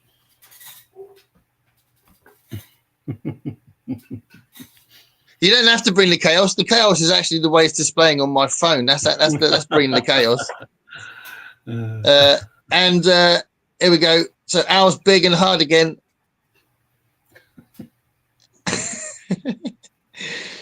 Dave's gone. So Dave's had enough. He had to leave. Yeah. The bonbons look a bit puny compared to Brian's coconut cookie. Here you go. We're comparing sizes all night tonight. You got to like hold them up close to the screen. Top knobs for the win. Woo! So I have a biscuit question for you, Gareth. Go. Do they make soft biscuits in Great Britain, or are they all like crunchy? Pink wafers are soft. Okay. I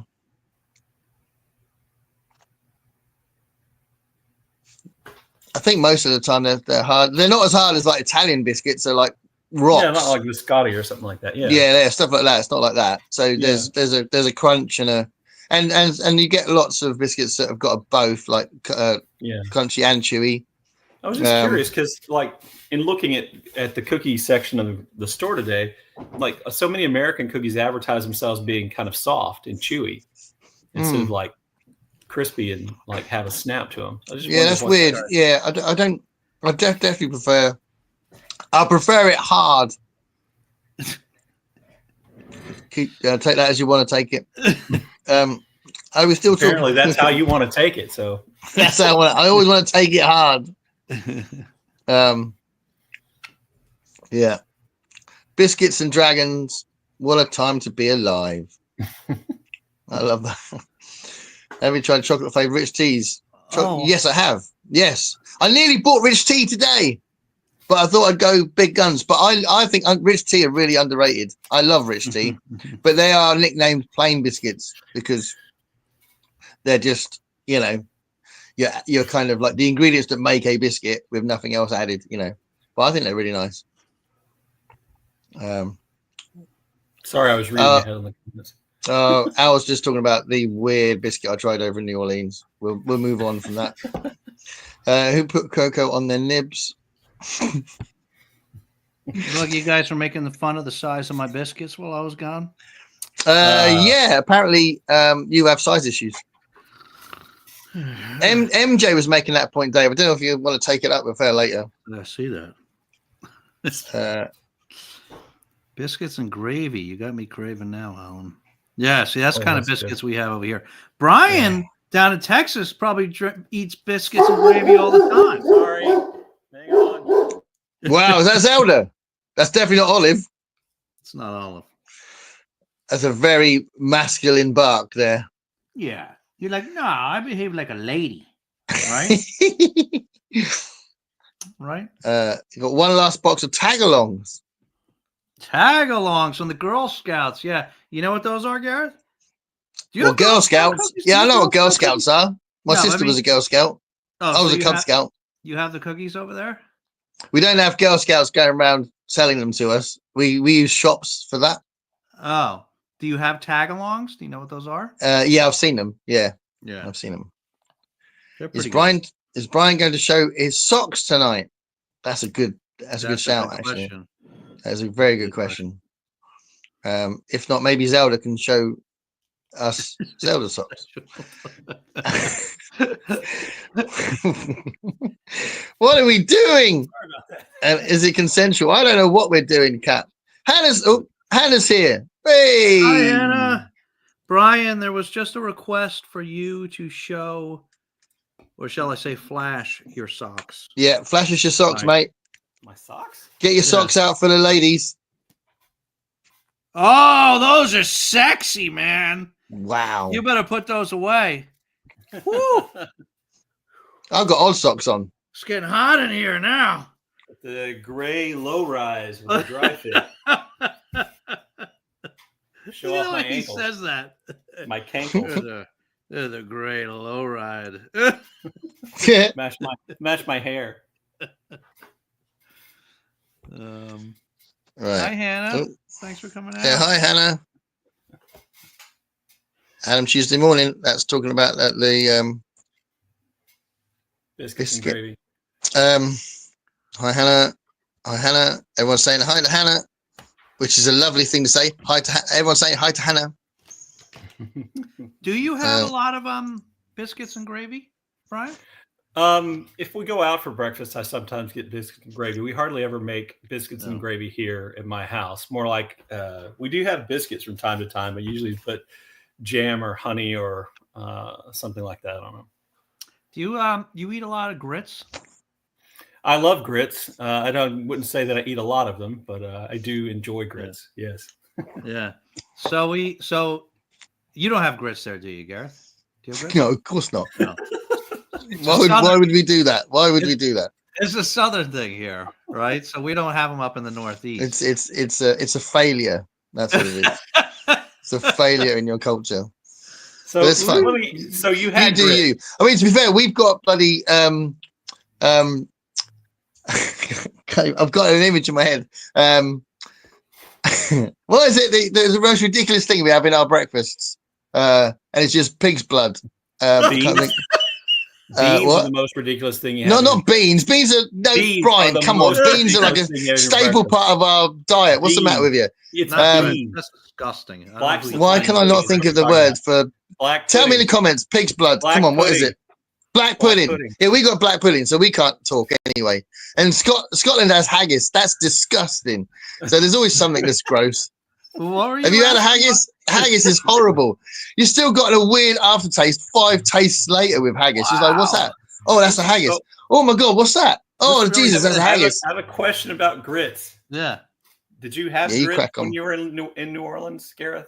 Me? Yeah. Oh, yeah. Oh, you did? Yeah, but I had a drink afterwards. I had something else that was like food, and then that made things better. Were they yellow or white? Were they hominy grits or corn grits? It was corn grits. It was white. They were yellow? It looked like sick. Was it yellow or white? It was white. That's hominy grits. Okay. Hominy is corn that's been treated with lye so it puffs up, and they dry it out and grind it, and it turns. That's how you get grits. Sounds beautiful. Yeah, we were out to dinner last weekend. It was like we have some, because we're on a lot of the towns up here on the water, and so we were at a lot of seafood around here, and so we went to a seafood restaurant, and we don't have grits up here, right in the Northeast, but we went to a seafood restaurant for some reason. One of the dinners was shrimp and grits. Oh, that's so good. Did you have it? Yeah. Well, so my wife's asked me, she's like, grits, and I'm like, yeah. She's like, would I like grits? Do you think? Because you've never been that out of the Northeast, pretty much, And I'm like, I think you would like them, but then we ended up getting 2 dinners so that we could share that one. Like she got, we shared 2 dinners instead of each getting our own in case she didn't like the grits. So she did not like the grits, but I liked them. I thought the shrimp and grits was great. That's a classic. I love shrimp and grits. Yeah, one of my favorites.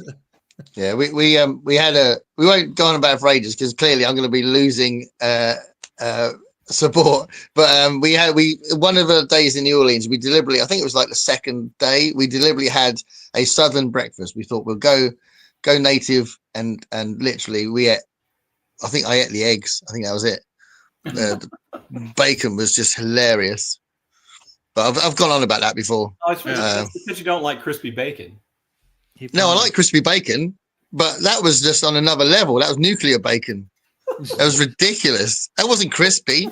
We don't really want you to have the bacon, but here's a little bit of this is bacon flavored stick. A lot of people like their bacon that way. I know.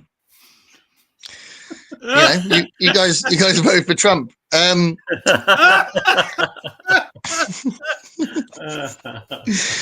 had to work a full shift for a change. And once again, not allowed lunch break. Sorry for the lack of chaos. Hey, we're bringing our own chaos. It's all good. It wasn't the same without you, though, Kat. That's for sure. Absolutely. Glad you're here. Ghost readers in the sky. I had to drop off for a bit. What did I miss? Nothing. Absolutely nothing. You did miss.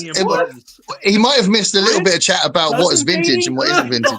We did the whole Southern thing. What are you talking about? Yeah, that's true. I hillbillied up the whole line. Yeah, which means we didn't talk about anything important. Touching. I'm trying to get the rest of the comment. All I've got is touching by and buying everyone. Are you sure you want to buy someone everything else everybody's touched? Everyone else is already touched. Yeah. Yes. He doesn't You have missed a the glass biscuit tonight. So. No, I've got loads of shit on my phone that's making it harder to read. It's just weird. I haven't even bothered to put my glasses on because I can see it, but I can see everything else. I know, right? He's doing a stellar job tonight, Kat. Really Thank you. Thank you very much. I appreciate it very much. I'm impressed. This tonight was all about me trying to impress Brian. Well, that's what congratulations. Happened early on. The ongoing biscuit saga. As soon as you mentioned my penis, it was everything was downhill from there. I think about it a lot, Brian. We told you we're like a minute and a half in. A minute and a half. We warned you we were going to talk about some big issues tonight. So we haven't been going for a minute and a half. That's an hour, not a minute, mate. You're reading the time wrong. We haven't been on for a minute and a half. No. Oh, someone wants to get. Brian's going to get fixed, apparently. Oh, yeah. No, sorry. Well, you've had your kids. You don't need any more. Yeah, true. And can't believe I'm saying. Going to read Court of Silver Flame, the last book of the series for me, and then done with Feyre. Yeah. Is that the series name? And that's from Elaine. No, that's ACOTAR. That's ACOTAR, yeah. Yeah. Puppy. Zelda. Give her a hug. Zelda. I'm assuming that's about Zelda, but I don't know. Could be you, Brian. So when I was gone for so long, she barked and then she got the zoomies, which when a Great Dane gets the zoomies, it's like a full house type situation. So she did 7 laps around the couch. So I'm sure she's asleep now. She'll be asleep for another 15 minutes. I love that. Probably. So all her energy in one shot. So. As you know, one of my dogs, well, both of them are the same age, but one of them is showing their age more than the other one. And Chico earlier, you talked about zoomies, and we called Chico over, and he was he very slowly walked about 4 paces, and then he turned around, and he decided to go the other way, and then he turned around again about 4 paces later. And then he went around in a circle, but it looked like just because he was really confused, and we were like, "Come on, mate, come on, you can do it. Come on, just a little bit further." And he was just like, "What's going on?" It's really sad. It's very sad. And his brother keeps having to go at him as well. So I think Chico's losing his mind, and Ralph's becoming a grumpy bastard. And it's very sad. After his owner. Yeah, I'm losing my mind. I'll go with that one. The other one. Good luck, Elaine. Jenny says, hope you're playing privately, Brian. View. Playing with your moist flute. I finally had time to pop on with my very different time zone. So where's Nicole then? We had Nicole as a guest, but I can't remember what the time zone is. Yeah. Can't remember. Not everybody wants to say where they are. No, that's fair enough. Lots of corn books. I didn't know you want to go deep into that. Yeah. Dinos, bears, aliens, devils, evil spirits, doors, pumpkins. These are a few of my favorite things. I've heard about the door book. Yeah. Yeah. Olive could use more recommendations. Oh, the door smut? Yeah. Yeah. It's not bad, Brian. It's not bad. I don't want to start looking fondly at my door. So it's called Unhinged. I was surprised at how I mean Olive, as you know, Olive picks all these things out, and then she makes me read some of them, so because we can talk about them on the channel. Most of them are crap, but I was pleasantly surprised with that one. My wife might leave me if she catches me walking through the house going, "Ooh, nice doorknobs."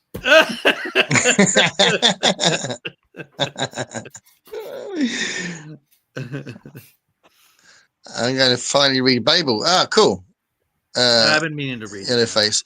I wanted to read Yellowface, but I haven't got there yet. Have you read Yellowface, Brian? Yes, I have. Bye, MJ. What did you think?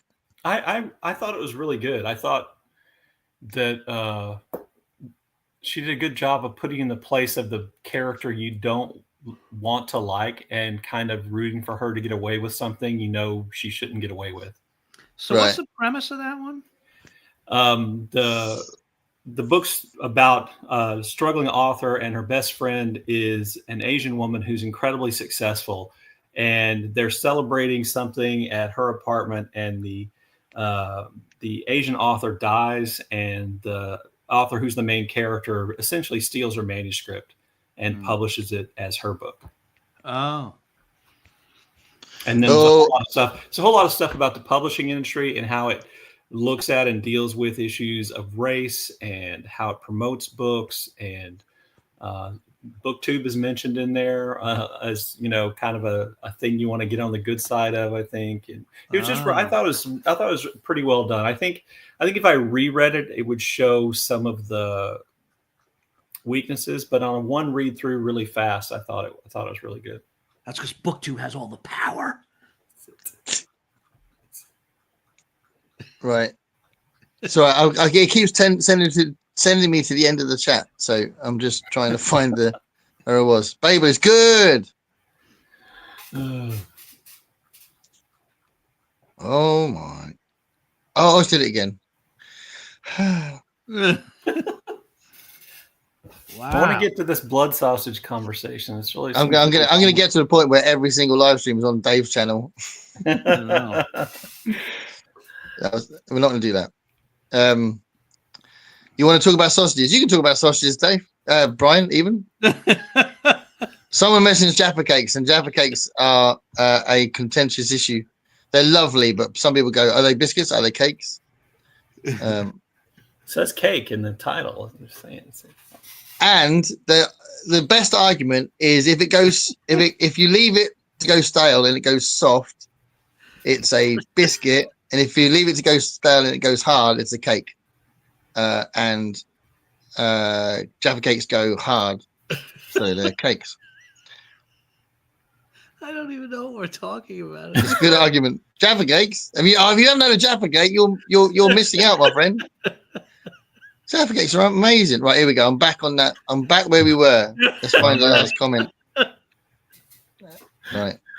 You got one night where they're taking it easy on you, and you're sabotaging yourself consistently throughout the thing. Well, yeah, Brian was sabotaging himself before he came on.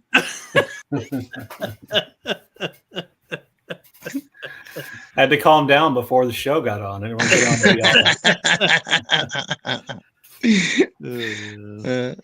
Jenny says, also, I found it slow and boring till they got to China. Did either of you guys read Babel?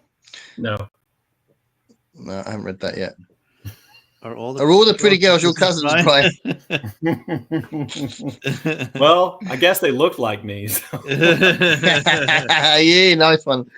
Sounds familiar. So Hannah's had some issues with her cousins. All the pretty girls I know have boyfriends. Oh, that's a shame. Sounds like she does, right, Johnny? It does sound like yeah. Yeah, we need to hear more about this. We've got time, Hannah. Just trying to get rid of Gareth. It's not behind the scenes. It's right out here in the open. It's right in public. I'm wondering the same thing. Poor Alan. I DNF'd this by James McBride. Yeah, that's the Heaven and Earth grocery store. That's yeah. Okay. Yeah. Nips are pretty easy to find when you know where to look. There you go. Some advice there for all the men. Thanks for reminding me about Murakami's new one. Want to read that? I've got, I've been praising Hiromi Kawakami on my channel a lot, and she's got a new one out. But I've got The Third Love to read. It's like nominated for it's the Women's Prize. Women's Prize, yeah. So, I mean, she is an odd writer, but not nowhere as odd as Sayaka Murata. Right. Yeah. James McBride wrote Heaven and Earth, a great reference to music, especially klezmer and the blues. Oh, cool. I like klezmer music. Size matters. Jaffa Cakes. Yeah, so I think Mick's British, isn't he? I think Mick's British. I think everybody named Mick is British.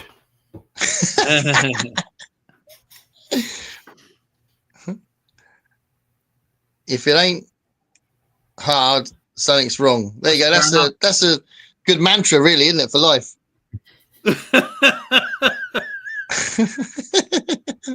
Let's just leave that on screen for a minute. No, you just leave that one up for a while. It's a naming error. Yeah, absolutely. Unless it's a cookie, then you baked it too hard, too long. It's too long, too hard. Yeah. You know, someday Someone's mentioned lube now. I don't even know what that is. Someday. That's not really. Never mind. I rescind my almost lube comment. Someday I will get the energy to just take like 2 days and just go through all these comments on live. Yeah. Just like pick out all these winners and just one's like, if it ain't hard, something's wrong. Yeah. And then do a little trailer. Do a little trailer for Is This Thing On? We've ever had. Get an AI thing to read out the comments as a trailer. If it ain't hard, it's all that. Samoas are the best. They are. I agree. Those are good. I'm going to come up with a recipe for when they aren't available. Do you have the Samoas over there, Gareth? Don't know. Don't know what it is. Like the little coconut. You'd like those. Yeah. Oh yeah. Chocolate. Anything coconut. I'm up there with that. Brian heating things up with the ankle action. I'm pretty sure I'm the only person to ever show my ankles on this show. That's not true. No, we've had ankle action. Yeah. You were, yeah. A couple shows ago, Pat showed hers, and let me tell you, you were lame compared to Pat's. We had a warning from YouTube to kind of calm down. It was getting too racy. Wow. Yeah. Huh. There it is, black pudding. For some reason it was escaping my head what it was called. Right. Do you put jelly in your grits? No. Salt. Is that a euphemism? Salt, butter, pepper. That's it. Salt, butter, pepper. Great rap band. Grits are flavorless. Yes, that's true. And I am from the South. Just don't get it. Yeah. I'm just saying, if you eat any kind of something that might be considered porridge and you like it, stop bad mouthing grits. If you like oatmeal, if you like cream of when wheat, I was a kid, I was forced to eat porridge, and I put so much sugar in it. Don't badmouth grits if you eat any of that stuff. It's all the same thing. It's just a matter of what it's made out of. Just a matter of what it's made of. Yep. Did you just say that? Yeah. I love that. Don't if you're going to compare one bit of food to another one, the only difference is what it's made of. Yeah. They're all mushy and flavorless and bland. I think what it's made of is quite an important part of what a food is, mate. Has the most integrity. Way more integrity than porridge. All right, I've hurt his feelings. All right, we'll move on. Talk about my grit. Get off my land. Biscuits are irregular, and I eat hominy grits regularly. And then Hannah seems so clever in the videos. But gravy only happens when I am thinking of my grannies. But grits and haggis sounds best of all. Oh, she likes haggis as well. Wow. I've only had haggis once. I went to a wedding where the groom was Scottish, and wow, it was the weirdest taste I've ever had in my life. I'd rather I have had grits. haggis when we were in Scotland, but it was like deep fried and really small bites of haggis. Right. Man, maybe the oil in the fry in the thing helped out. Maybe. I'm a Georgia girl, but I'm not a grits fan. Oatmeal with brown sugar and cinnamon is where it's at. Oh, like that sounds nice. Oatmeal with brown sugar and cinnamon. That's my thing. Black and white pudding in Ireland. So that would be pig's blood and pig's saliva, presumably. This is polenta. Crispy bacon is gross. Crispy bacon is lovely over here, but haggis is bloody lovely. I can say bloody on here. He's got asterisks in there. I don't mind that. Do you mind, Dave? I just said bloody on our show. Is that profanity over there or something? It's quite a tame one. Depends. If you're really posh, you might think it's strong, but I don't think most people would think it was strong. I was thinking about that. Sorry. Maybe mix really. No, maybe mix really posh. Go on. I was thinking about that language difference when we were talking about shagging dragons, because when I was a kid, you played baseball, they told you to go to the outfield and shag some flies. Sorry. Yeah, shagging definitely means intercourse over here. I used to live in Corby, and all the chip shops did fried haggis. Ah, okay. Yeah, so he's definitely British. I thought he was. I'm sure Mick said other things that made me think he was British as well. White pudding is great. Americans have no taste. This is Jenny. Jenny's going to have a very different take on these things. Jenny is Scottish, and she obviously has every right to praise haggis. I like what's haggis. White I like pudding? Black pudding. I like white pudding. I like almost all sausages. All pudding. Sausages in a pudding. Oh. Bread. I like bread pudding. Bread pudding is nice. Did you have that in your own? Bread and butter pudding. Do you have bread and butter pudding? No. That's nice. That's better than bread pudding, actually. Bread pudding with a bourbon sugar sauce is delicious. My wife makes a great blueberry. Well, you put alcohol in everything, didn't you? So, if I can. Gareth, what makes, speaking of sausages, what makes bangers bangers? Bangers? It's just a nickname for sausages. Oh, there's nothing special about the sausage that makes it better. No, just sausages. You don't mean like those breakfast sausages you guys have? Is that? Well, yeah, they're sausages. You can have different kinds of sausages, but that's what I'm asking you. If you went into a pub and you had a look at their menu and you went, I'm going to go for bangers and mash. Yeah, you're getting sausages. You're not going to know what kind of sausages they are because they're just sausages. Oh. So they might be Cumberland sausages, they might be Lincolnshire sausages, they might be I don't know, sausages with mint in it. I don't know, sausages with haggis in it.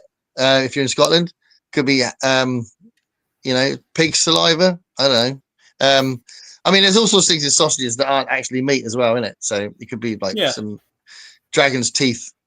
Doesn't haggis have oats in it? Haggis have oats in it. Probably. Jenny, tell us if haggis has oats in it. Is there cinnamon, oats, and sugar in haggis? Just oats. Oats and sheep urine from the bladder, right? So, Kat's wondering what white pudding is. I'm wondering what white pudding is. Unless it's just cream sauce. Bacon. I'm actually struggling with that one. Is that just bacon probably bacon flavored Oregon stick? Oh yeah. He's saying I think Al's saying in Oregon bacon is like a stick because it's so overdone. Bacon flavored stick. Yeah. What did I miss? Talking about your poo? Is that we're talking about poo now? That's an eggplant. That's an eggplant. It's a poo. Come on. That's what my poo looks like anyway. You might have to get that checked on. Yeah. White pudding is meals which is similar to stuffing. Stuffing? I love stuffing. So what, like sage and onion stuffing? Similar to that. That's my favorite bit of a roast dinner is the sage and onion stuffing. Do you guys have sage and onion stuffing? Sage and onion stuffing? Is that what you said? Yeah, that's our common. We have lots of different kinds of stuffing, but that's the common one, and it's amazing, best thing. So we have so a standard roast dinner, You got your meat, your roast potatoes, broccoli, swede, cabbage, peas maybe, and stuffing and gravy, obviously. In the South, we have cornbread stuffing. Cornbread stuffing. Cornbread dressing, which is like you make this thing you make stuffing out of, but it never goes inside the bird. Right. So cornbread and sausage stuffing is really good. Just plain cornbread stuffing is good. I've had cornbread stuffing with sausage and pecans, or as Dave might say, pecans. Because pecans. People not from the South say pecans to pecans. So pecans. Yeah. Yeah, it's pecan, mate. Yeah. Well, yeah. I'm just saying, it's the state tree of Texas, so I think I'm the one saying it right. I like stuffing. Cat says it's definitely not pudding. No. Well, it's part of the meal if it's the same thing. A minute and a half. As soon as this is over, I will have to catch up on the part I missed. Yeah. Garrett just attacked my penis right out of the gate. Right out of the gate. Yeah. And if we meet, I'll attack his penis in a physical way.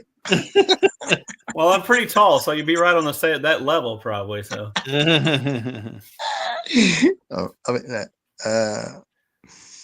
What is white pudding? All hands must be kept in view tonight.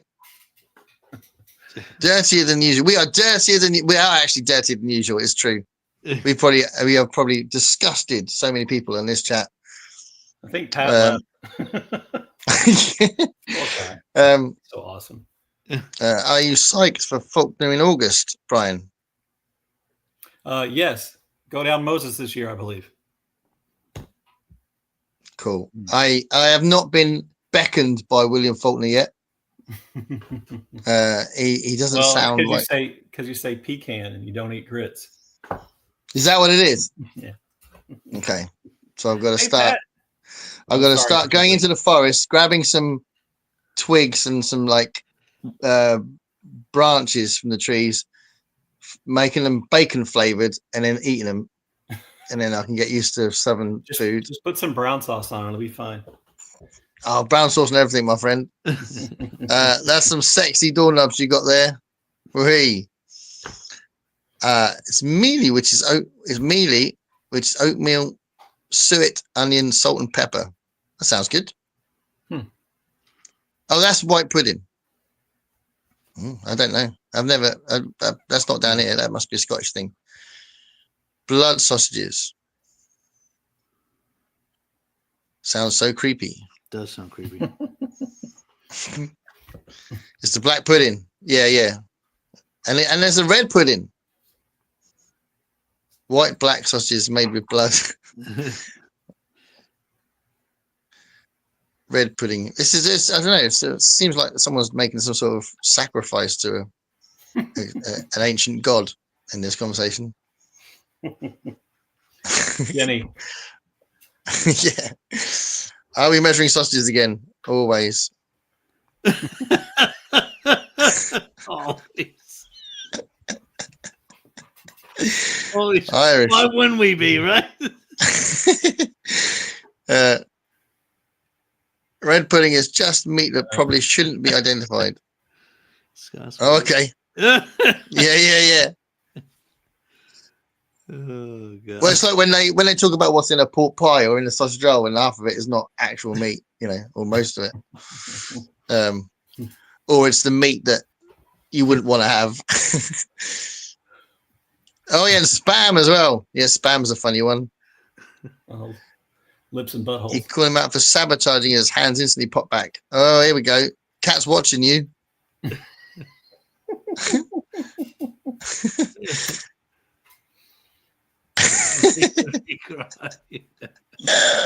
Happy tears. Hannah says, all my cousins are Trumpies, so I'm safe. That's crazy. How does that even happen? How is anyone a Trumpy? Such a weird world. But they were young once and hopefully less dumb. Were they not safe then? Or were you not safe then? Were they not safe then? Is anyone safe anymore? Looking on the bright side. Come on, Brian. Say it. Say what? I don't know, but say it. Al says he's making. Did he say it twice, or have I gone back in time? No, I don't know. I don't know He what said you're twice. doing, Gareth. You're good. I don't know what I'm doing. Too much laughter, hopefully. I like all the Girl Scouts. I know the Girl Scouts cookies. That. Even the mint ones. Mint cookies are amazing. Actually, I've got. I have got. Is this an actual? Yeah, it's a mint penguin here. That's what is that? So it's a chocolate biscuit. So one of the more common, most popular chocolate biscuits over there are the penguins. Open it up. Open it up. Penguin here. That means I have to eat it. Yeah, just take a bite out of it. Oh, the horror! Oh, the horror! Yeah, I can't believe you're making me do this, man. So yeah, these are the adverts for decades is like pick up a penguin kind of phrase, and so that's what it looked like. And then you go. I thought it'd be shaped like a penguin. It's just candy. What? How's that a penguin? Look, it's so funny. Really nice. Yeah, so like poured into a penguin roll? And then you go like it's like a demonstration. Like you'll have loads of things like this. You'll have loads of You'll definitely have an equivalent of a penguin. Yeah, it's just chocolate. It's chocolate biscuit. I thought maybe it'd be like a thin mint, but it's not really. No, it's quite thick. It's very nice. Right, moving on. Thank you for the excuse of having a penguin. They're very nice. I'm here for you. I love penguins in general. Actually, they're one of my favorite animals. You like penguins? I do like penguins. Interestingly, today Brian's laughing. No, genuinely true. When I go to the zoo, I always want to see the penguin bit. He's probably laughing at the same thing I am, which is that Trump just put tariffs today on an island that only has penguins. That's true. Oh, really? That's probably what he's laughing at. 50% tariff on an uninhabited island today. It's not uninhabited. Wow. There's penguins there. Oh, sorry. You got to watch those penguins. By human those penguins can be pretty shifty sometimes. They're known to be tough negotiators. So you guys I wouldn't be surprised if he hates penguins because penguins are cool. No, that can't be. Is that the next comment? Yes, it is. Okay. Laughing out. Do you like penguins? Genuinely, do you not like penguins then? Are you anti-penguin? Do you go around with a gun, like hunting penguins? I like penguins. There's like a whole place down here, big aquarium, and they have like penguins, and they're really fascinating. So yes, I like penguins. Yeah, there you are. Sitting there laughing at yourself, mate. Calm down. It just seemed like it's a random thing to ask. You've seen this show, right? You've seen this show. You like penguins? Do you like penguins? I want to visit America, and the first thing I'm doing is trying Girl Scout cookies. You have to give us some warning, Jenny, because there's only a small window, a certain time of year that we can get them. We have to order them. I thought you were going to say there's only a certain time of year that people from Scotland can come over. You have to have a source. You have to have a source. Like not everybody knows the Girl Scouts. White sauce. That's number one. You have brown to have sauce. Source. Brown sauce. Barbecue sauce. You love your barbecue sauce, don't you? If the sauce is delivered in the garden, you're happy. Thin Mint's very misnamed though. They never made anyone thin. Yay! I love that. Who's that? Cat. Brilliant. Nice one. Best joke today. Sadly, I can't have 99% of the cookies, biscuits, etc. out there because I'm sensitive to eggs, wheat, and milk. Yeah, I think this was chatted about in the live stream, wasn't it?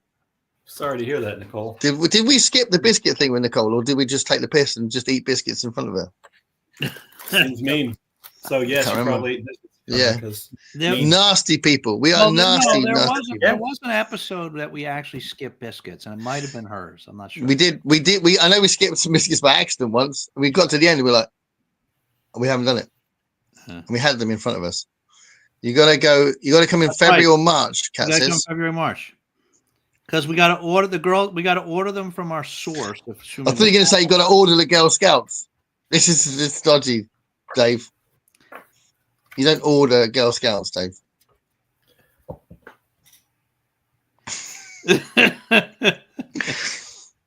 There's some really great rice cookies.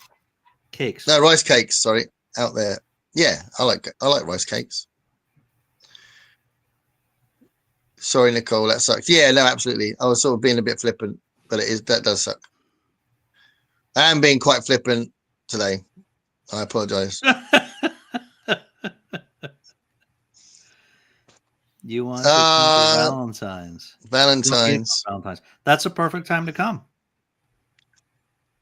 If God hadn't wanted man to eat animals, he wouldn't have made them out of meat. Yeah. The chocolate and peanut butter covered rice cakes cubes from Trader Joe's are awesome. I haven't tried those, but maybe I need to. Make grits tomorrow morning after this conversation. I will come down and try some. Cheese grits are good. That's awesome, though. Have you got guests coming? Is that a thing? Is a reference to that? We just inspired her to have grits. Now she's Jones. Yeah. I have to go to the store nationalistic. Valentine's, Jenny. Yep. See, I wondered if someone was going to say something. Yeah, it's a rude joke. Alice, sign in a George meat market. He said means Georgia. Georgia. Yeah. It says George, but I think he means Georgia. Okay. Thanks for translating. You're welcome. And bangers are just banging. They're just banging. True. I thought it was banana bread pudding your wife made. No, it's blueberry. It's blueberry bread pudding with bourbon glaze sauce. It's amazing. That sounds amazing. It is. Yeah. Nice. Sausages, bangers, white sauce. Is there any non-pervy food? Apparently chocolate penguin. Fair enough. Haggis. See, I knew I was right. Yeah. Yeah. Right. Hey.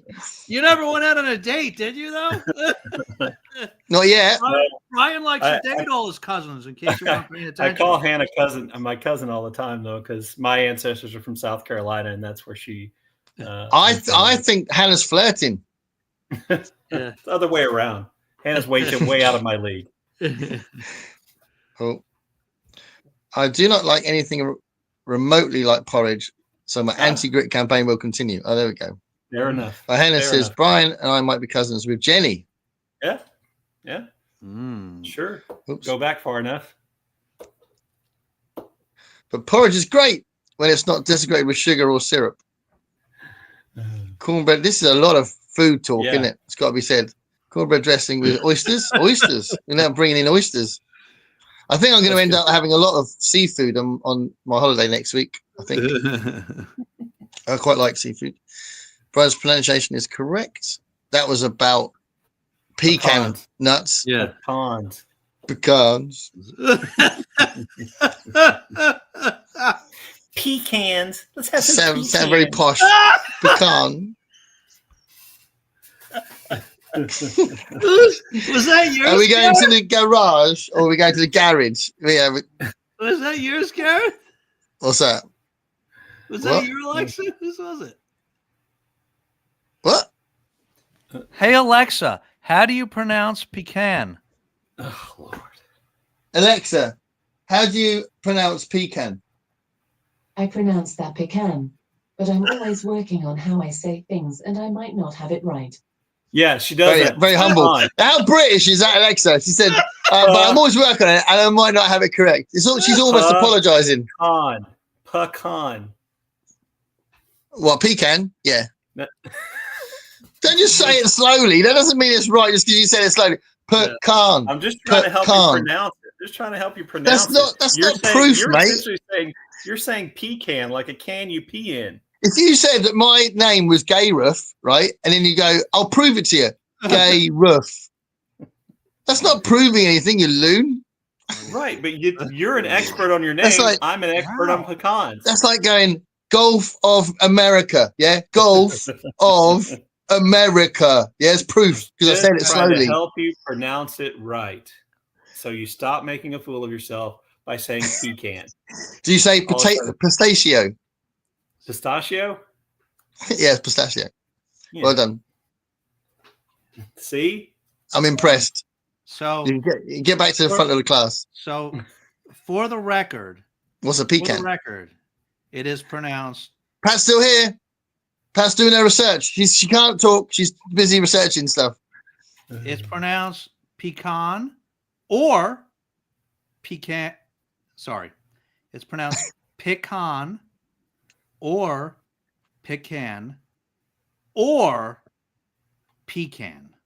Wow. Wow, it turns out that something's got different pronunciations. That's insane. None of those. Or that's insane or insani. Yeah, all three pronunciations. Hey, you're in a Yankee dictionary. It's going to give you Yankee pronunciation. Okay.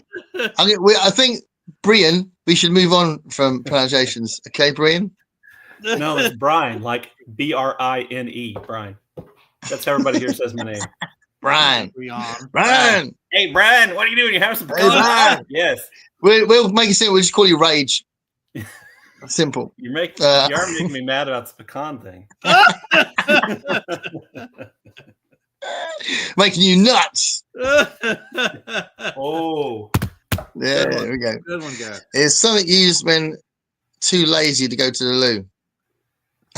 See? Nice. Oh, that pecan.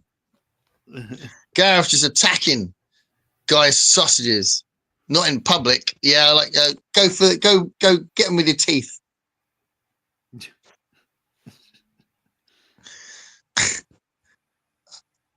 One of my students said that they were going to try and catch my show. I hope they're not listening. They said you were going to what? Attack people's sausages with my teeth. Oh. Gareth makes ordering sausages around the Russian roulette. Red pudding sounds like a euphemism. So have you ever had, because sometimes your students do watch this thing, have you ever walked into school and one of your students like remarks on something interesting that you said during the live stream? Yeah. Yeah. Yeah, I think we need to make them private. I think that's what we need to do. I think that's the best thing we need to do. Make all of it private. Is it time to discuss calf fries? Calf fries? What are those? Balls. Well, I think he's going to tell us. They're hateful and brainless. Calf fries are balls. Testicles. Are they? Yeah. Show us your penguin. Show us your penguin, Brian. I thought you already saw it. I got up and walked around. So is penguin a euphemism for something else? I can't even get this one going. Hold on, here we go. I was expecting shaped chocolate. Oh, that's about the penguin. Yeah. No, it's just I don't know why they're called penguins, but there we are. They're very nice. Calf fries. Here we go. Is Hannah going to explain it? Wants to know what this How is it not a penguin? How is it a Girl Scout cookie? Do you get Girl Scout cookies that are like penguins? No, that's we have a penguin. That's just a cookie. Yeah, it's just a cookie. It's Hold not on, man. like a penguin at all. Let me check what it says on the front. I think it says penguin. Jesus Christ, you lot. Do you not have like food molds where you can like mold things to be the shape that it says it is on the package?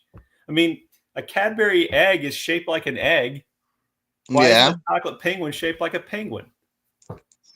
I think you're overthinking it, mate.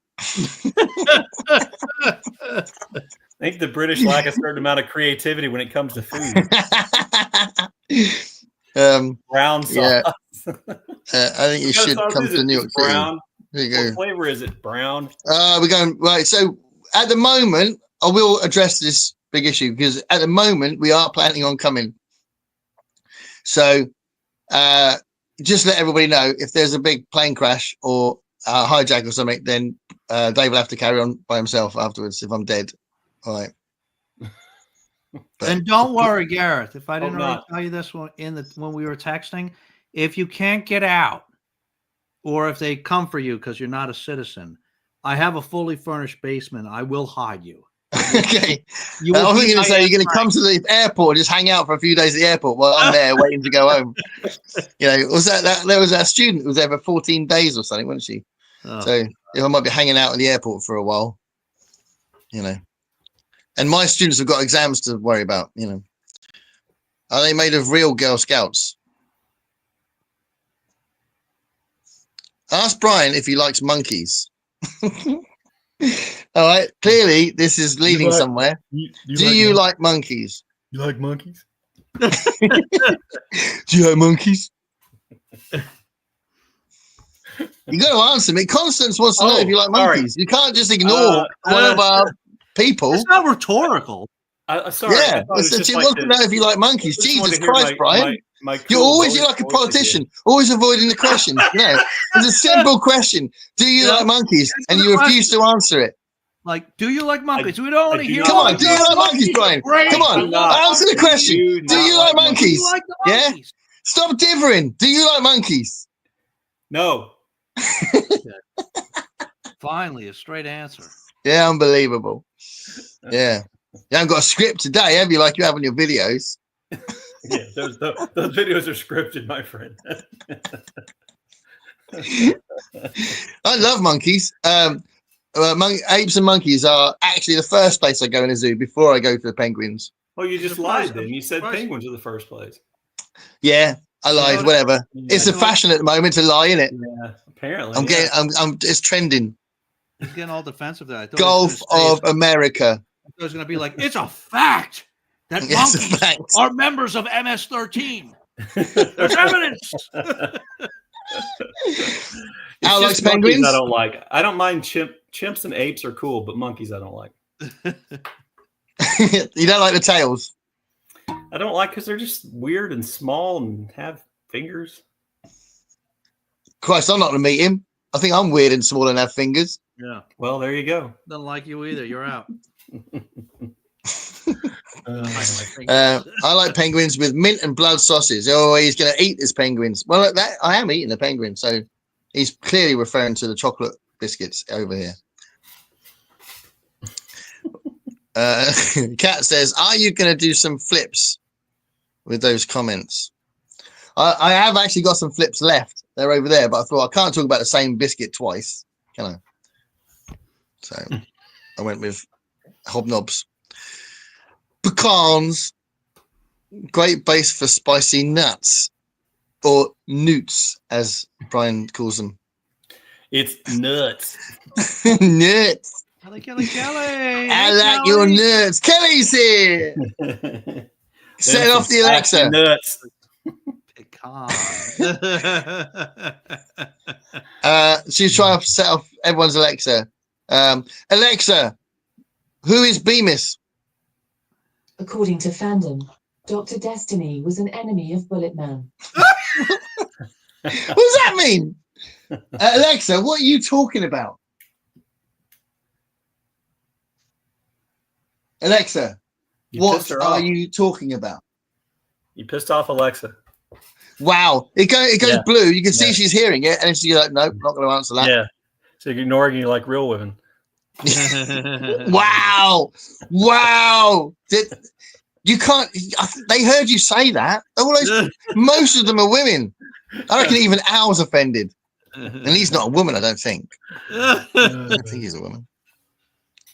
Pecans. Pat's back. Hi, Pat.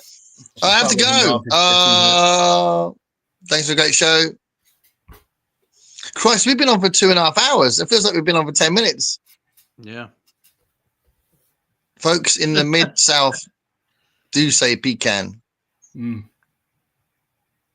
Mid-South wrestling. That was my favorite. Keep food warm. Is it salmon or salmon? Oh, hold on a minute. Do you say salmon? I say salmon. Salmon. Yeah, what? Salmon. Yeah. Why wouldn't you say salmon? I know people who say salmon. Salmon. That's amazing. Do they say when they say that someone's dumb? Do they go? Do they say dumber? Sometimes. Amazing. Well, it's in the letters, isn't it? Bye, Pat. Bye, Pat. Bye, Pat. I love the embarrassed. Yeah. I don't know what that was. Did your students enjoy our chaos? Yes, they do. Everyone in DC is drinking heavily. Wow. Yeah. But it's harder to overthrow the government if you're pissed. So he's catching up. I am catching up. Yeah. This cannot be allowed. Oh, it cat's off. Chaos spam activate. Bring. This is the spam section. On the. Bring on the help. Bring on the help. Not just anybody. Mischief. Bring on the help, mischief. Mischief. Managed. Now we're getting back into the shipping forecast thing. Random words. Pineapple. Who lives under the SpongeBob SquarePants? Clearly. What is a... Oh, this is a joke, I think. Why is a Girl Scout cookie not shaped like a Girl Scout cookie? Can't wait for the punchline. I'm sure it's not a joke. Swear. Yeah, emojis. More emojis. That's not SpongeBob's. Oh, okay. They're answering their own thing now. Good. Okay. Yeah. No. What? Good. Swear I'm up to no good. Mischief. Not. Oh my God. I'm on fire. I mean, I'm getting rid of so many different windows that are just appearing on my phone. I'm like a ninja now. Mischief. Like a ninja. I'm just like a ninja. I've got A-level in ninjaing. Bring it. Chaos. Bring it. All on and he on. Well, now you're not even making sense, Kat. At least have it be a sentence. And it makes for a great chat. He monkeys. And he. It's like testing to see if I understand words. Doing it on purpose. Do you like penguins? Brian likes hippos. I do. That's my favorite animal. Is it? Yes. I love that. All my classes with a lecture about hippos and why hippos were the best animal. That is awesome. Did you teach the zoology class? No, history. Hippos are fantastic. Anyway, Hitler. Something like that. Yeah, I know. I did a history degree. That was exactly how my ones went as well. Yeah. The monkey inquisition was great. Thanks, guys. True story. Yeah. Well, yeah. You backed him up. You lied. No. Someone's just told Kat. Was it Kat? Hold on. Go back a bit. Yeah. Someone just told Kat that Darth Vader's her father. No. Monkeys are cute. Monkeys creep me out. Gareth sits on the throne of lies. I'm going to sit on a throne of swords next week. Ow. Because that's where they film Game of Thrones, isn't it? And we're going on the island, which has got the throne on it. It's very exciting. I mean, don't worry about it, guys. You have to react.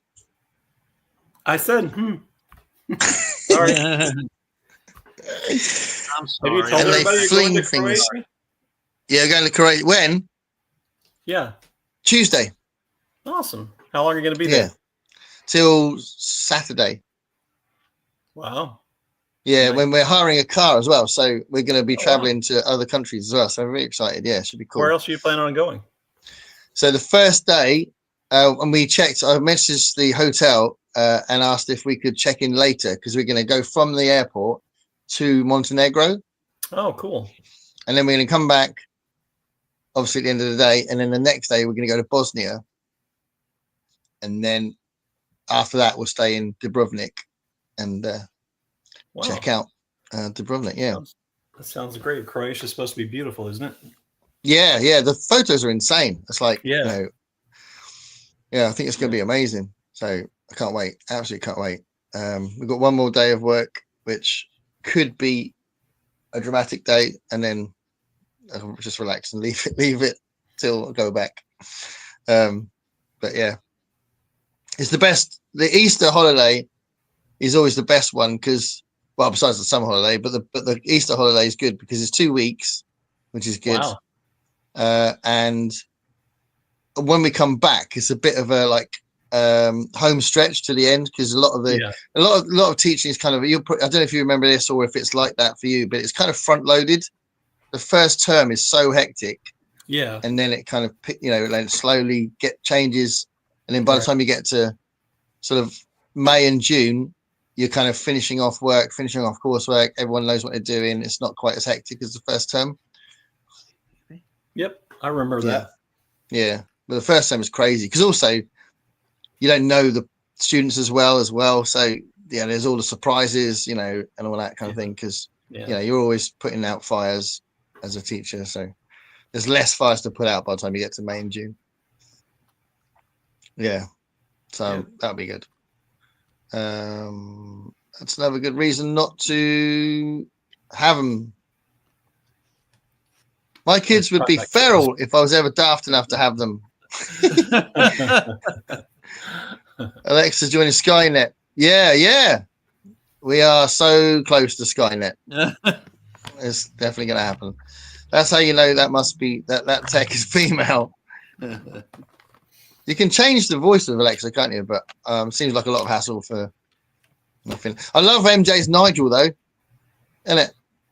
Do you remember? Have you heard her Nigel? I have. So. Yeah, it's like it's this British guy, and he's like sounds like what's the actor's name? The Jude Law. It sounds like Jude Law to me. It sounds like Jude Law.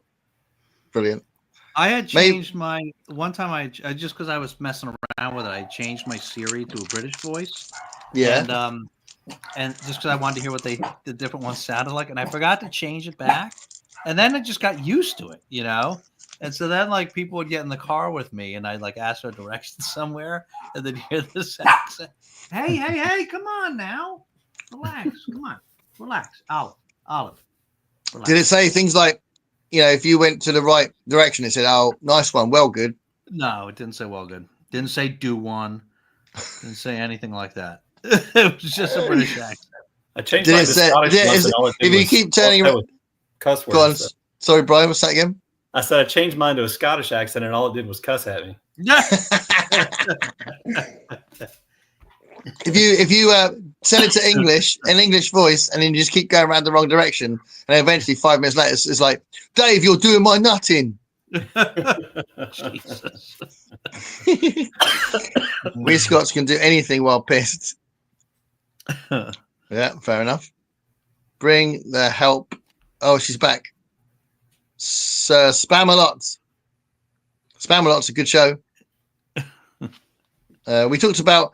Oh, I don't know if you saw it, but we talked about Monty Python a fair bit on the last Desert Island Flicks. Grammaticus books. Ben from Grammaticus books. It was really good. Did you see them? No, I know you guys probably don't watch my channel. It's fair enough. I did not watch that. I'm sorry. I watched it. It's all right. I live in a world of my own. I'll watch all of yours, Brian. Book thing, and I forget it's you. So. Oh, sis. But no glasses. We don't have to scatter yet. More emojis. I can't really see the emojis, so that's going over my head. Laughing. That's an eggplant. That's for you. More faces. Biscuit's new camera angle is much less teachery.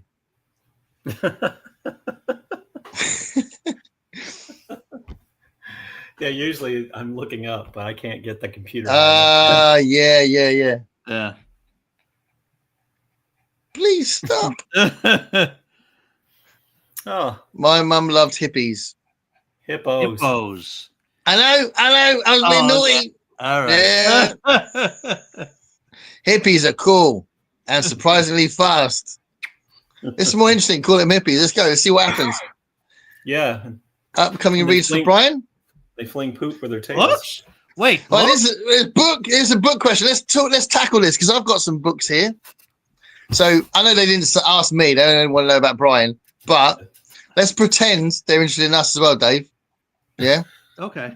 We'll let Brian go. Brian, you start. Upcoming. What are you going to read next? Well, it's People April, which I'm hosting along with Ross from Scally Danley about the books and Elizabeth from Bokins and Books. And our group read is Raising Hair, which I just started today. Literally, I just read the prologue. Another one of my People April books, Gareth, you might like this. I'm sorry? Yeah, go back to Raising Hair again. Tell us what it's about again, because I've forgotten. I have seen. Apparently, it's about a lady who finds a wild hare in her garden and she raises it. Oh, that sounds mild. My only other People April read that I have right now is called 3 Shades of Blue, Miles Davis, John Coltrane, Bill Evans, and the Lost Empire of Cool by James Kaplan. Nice. Which I'm really looking forward to. That's awesome. Jazz era is the cool jazz era. That's brilliant. I've got loads of music ones. I mean, it's cool, but that does not sound nearly as interesting than the one about the hair. And then, not for People April, I'm planning on reading Long Island by Colm Toyden this month. And then, I don't know what else yet, but probably another biography at some point.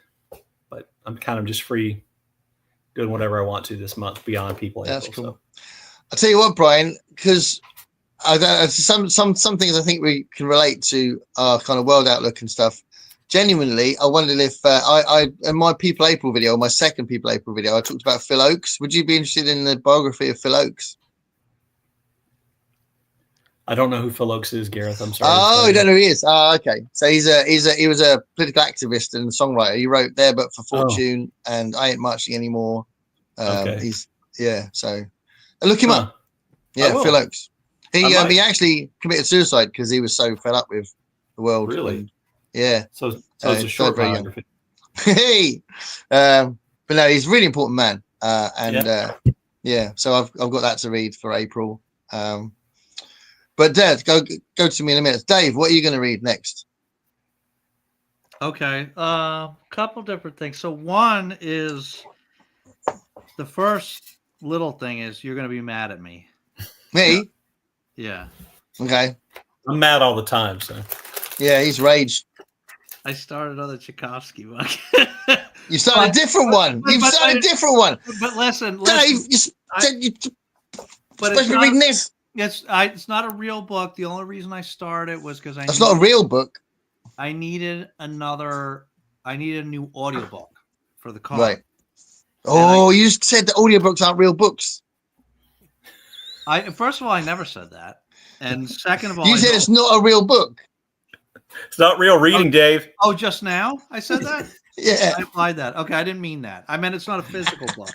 But right, wash yourself. I need an audiobook for the car, and I just happen to have this on there because I downloaded it when it was free or like 99 cents or something. And so, I love the fact you're spending ages like asking for my forgiveness. It's all cool. I know, right? And it's just a novella. It's just a novella. It's called Ironclads. I read that one. It's good. Oh, you did? Yeah. I literally don't even know what it's about because I literally just started because it was on the thing. So I didn't even have a jacket to read. So all I just know going in blind. I read so far that it's about the scions with the machine suits, and that's all I'm totally going in blind. So yeah. No, it's good. You like it? Okay, that's good. Yeah. I'll tell you what though, as we are mentioning Adrian Tchaikovsky, this is completely different to everything else I've read by him. Yeah. It's completely different. You liking it? I am liking it because it's actually similar to Robert Sheckley, the way he writes. So yeah, it's literally just a comedy. Oh, okay. Which Adrian Tchaikovsky stuff is not normally funny because Alex from Alex Unabridged keeps saying he loves Tchaikovsky's humor, and I'm like, I don't know if we're reading the same books, but I don't find his books. I think they're amazing, but I don't find them that funny. But this is completely different.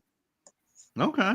Yeah. So like a robot in the first chapter. It's not a spoiler because in the first chapter, in the first few pages, this robot who's like a butler kind of robot. He kills his master, shaving. Mm-hmm. He kind of slits his throat, and he doesn't know what to do.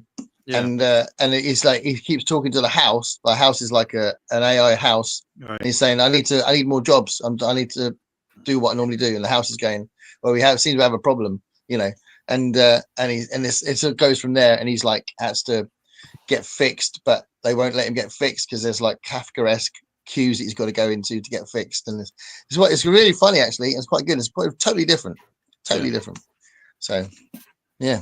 Yeah, it's a real book, Dave. Look, it's a book. So it's not an audio book, Dave. Yeah, it's an actual book.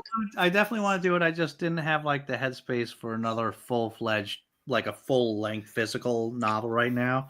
Yeah, because I'm also I do some. So I wanted to read multiple things, including some nonfiction. I have a couple nonfictions lined up. I just started this one. Is this Brian's book? Right? No. Yeah. Nobody reads that, but Pat. Come on. What? What'd you say? I said nobody reads my book, but Pat. Oh.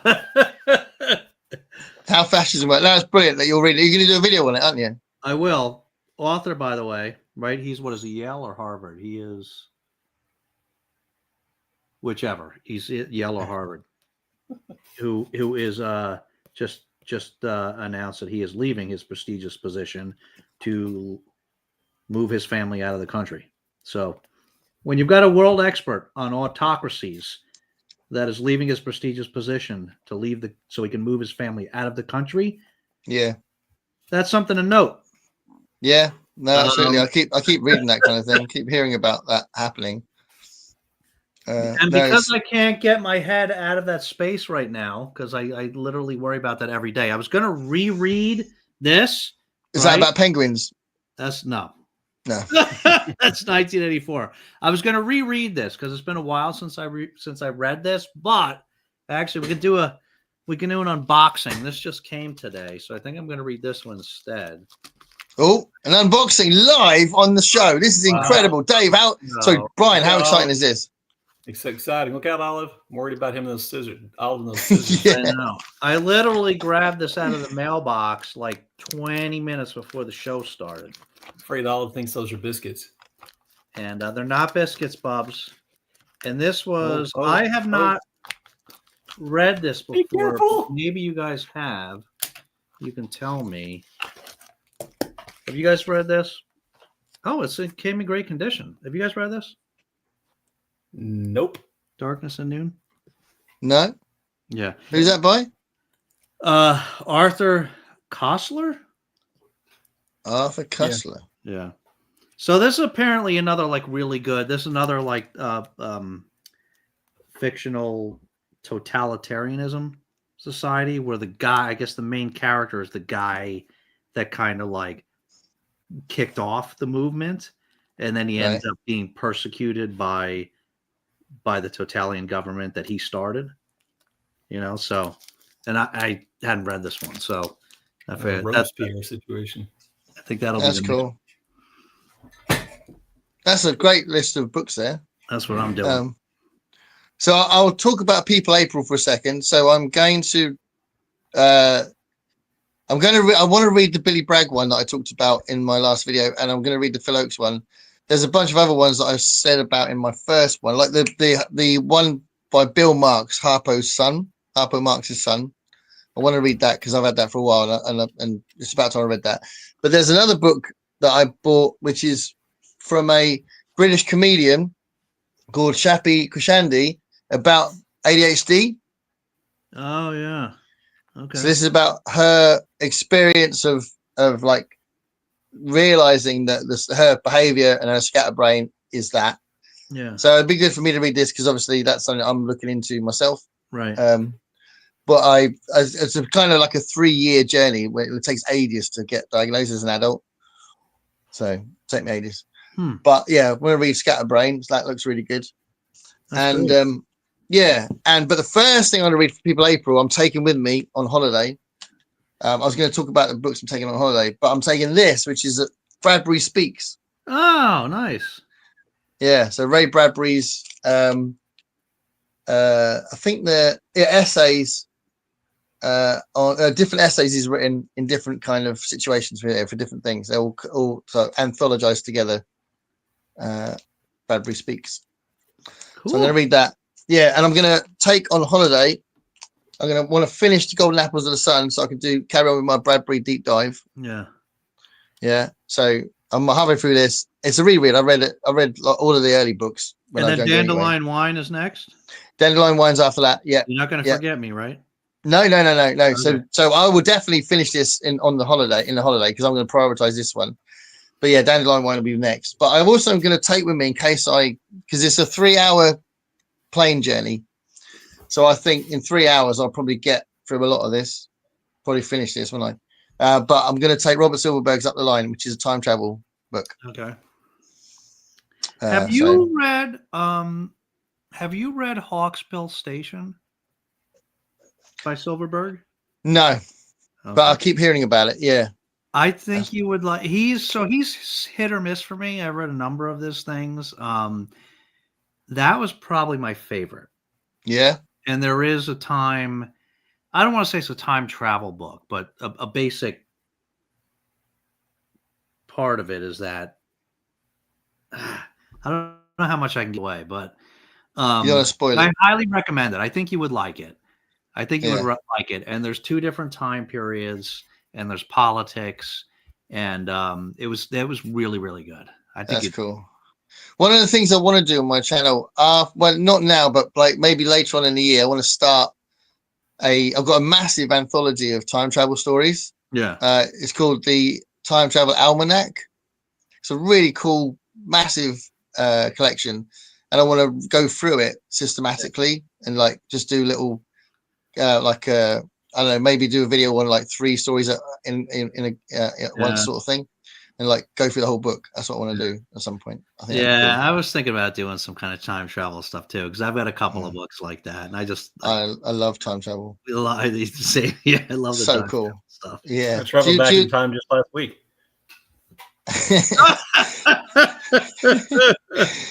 Do you? What I mean, Brian? What time travel stuff? You would have read some time travel, wouldn't you, Brian? Because you would have read. Have you read Time Machine? Yes, I have. Yeah. Did you like that? I did. I liked War of the Worlds by Wells way more than Time Machine, but it was good. I thought Time Machine just felt a little preachy. Oh, really? Really? Yeah. Wow. Yeah. Okay. Interesting. I don't know. Maybe I read something into it that wasn't there, but it just felt like it was more about divisions in society, division between labor and management, division between upper class and lower class, and how each side saw one another, and what the end result of that would be: destruction, yada yada. That's kind of what. Well, that is the themes in the book, but I don't know how. Well, I wouldn't say myself that it's like really heavy-handed, but yeah. Okay. I mean, Wells was a socialist. Yeah, it felt that way to me. So. I know it's a dirty word in America, but it's my favorite word. Put democratic in front of it, and it's my favorite phrase. Yeah, I'm a democratic socialist. Yeah, absolutely. I used to be a lot more extreme when I was younger. I think I'm getting more extreme as I get older. Yeah.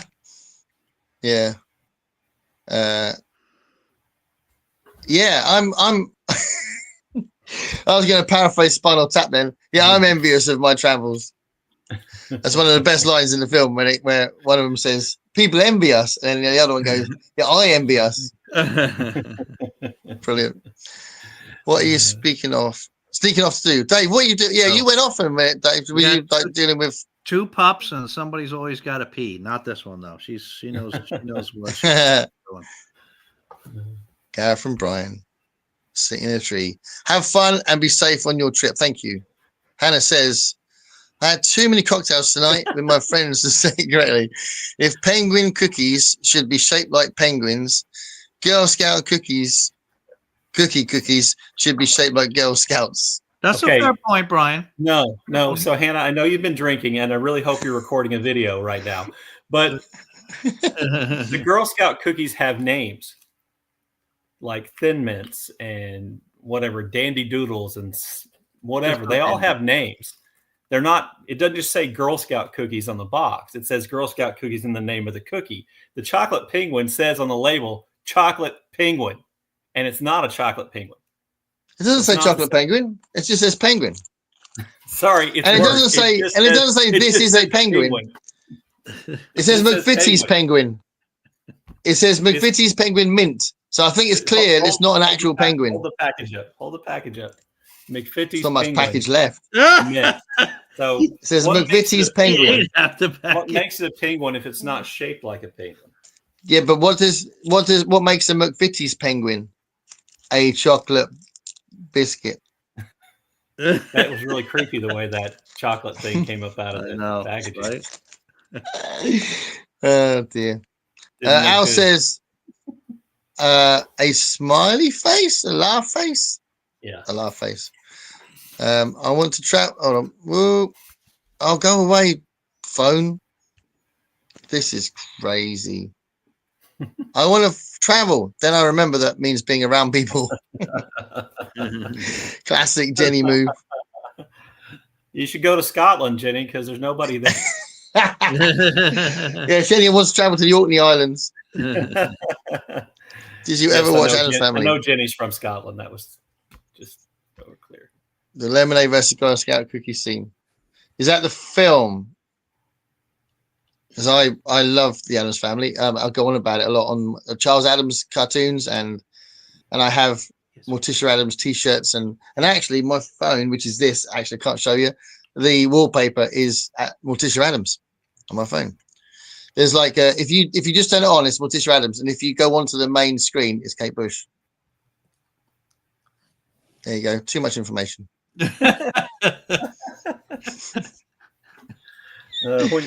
If someone speaks French around you, do you automatically grab their arm and start kissing them? Is that? Yeah, that is a problem. We did a gig on Friday, and the band that played before us was this 6-piece band that was led by this really good singer-songwriter that I've gigged with before, but my wife hadn't seen her before, and when she said she was Latvian, my wife turned to my mate in the band and went, "Oh, I've lost him," and then she said, "I'm now going to sing this next one in French," and then he went, "Yeah, you've definitely lost him now." That's quite funny. I did used to. Whoa! Oh, I'm back. There you go. Hey, I'm just clear. I'm just trying to go to the next message, and it's making me do all this. Right, hold on. It's from the movie. Yeah, Wendy's selling lemonade and gets asked.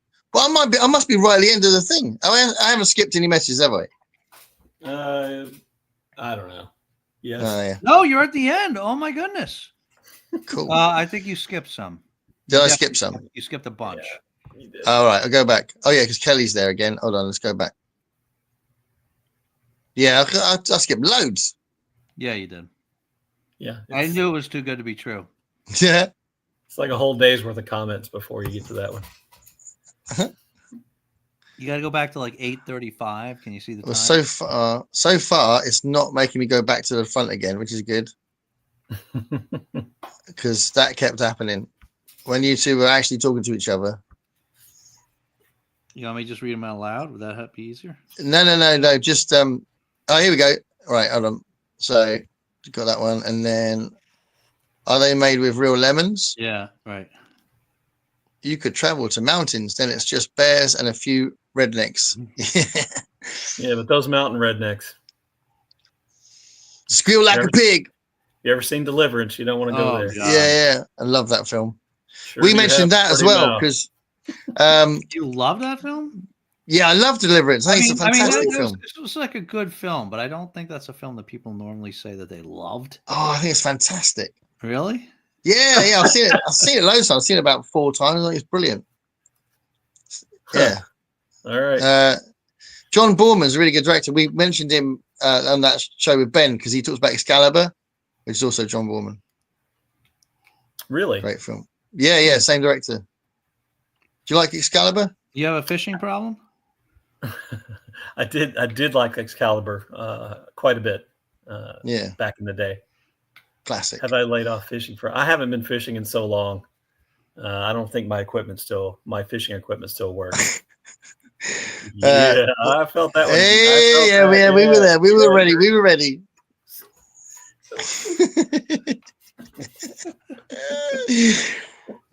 Al says, Brian, tell us a grandpa story. Grandpa is this a story about you being a grandpa, or is it him just saying you're really old? I don't know. Huh. Oh, interesting. We'll have to ask him next time what he means. Yeah. Oliver's like, excuse me, what did you say? She's about to fight someone. Wow. All this violence happening on screen. We don't even notice it. Doing your what in, Garrett? Your head, your nutting. Doing your nutting? You never heard of that? I said doing my head in on one of my videos, and Margaret wrote a comment. I should say that more often about something doing my head in. I think it was probably one of the political videos. I can't remember. You can call me babe. Is MJ back? Is MJ here? No. Oops. What? She might have liked hippies too. Yeah. Pretty sure she liked hippies too. Cool. There you go. Hippos and hippies. Great film. Cute bunny in the cover. Hey, now I know where we are. We're talking about books. Yeah. That was weird. Seems like a long time ago. That sounds like what I try to do every year, but the bunnies never accept me. Oh. 3 Shades of Blue sounds good. 50 Shades of Blue is even better. He's the rage biscuit. Now he's going to have to extra rage, Dave. Yeah. It's not a real book. Yeah, I know. That was touch and go for a minute. I misspoke. I read the first quarter of Raising Hair this afternoon and loved it. I read pre-cocktails. There's no explanations needed on BookTube. It's all a safe space. What cocktails did you have? So Hannah's going to tell us what she's been drinking. Another dirty named food or drink. Well, Spotted Dick is the most obvious one. Yeah, Spotted Dick, which I quite like. Quite nice. Well, I know you do. I'll always munch a bit of dick if I can. Oh my God. The spots are just raisins, right? The spots are just raisins. Well, if you're lucky. Maybe I'll give me some tips on how to get the bunnies to let me pet them. Yeah. Kelly's back. Is that professor one of the ones from Yale that's coming to the University of Toronto? Yes, Jason Stanley.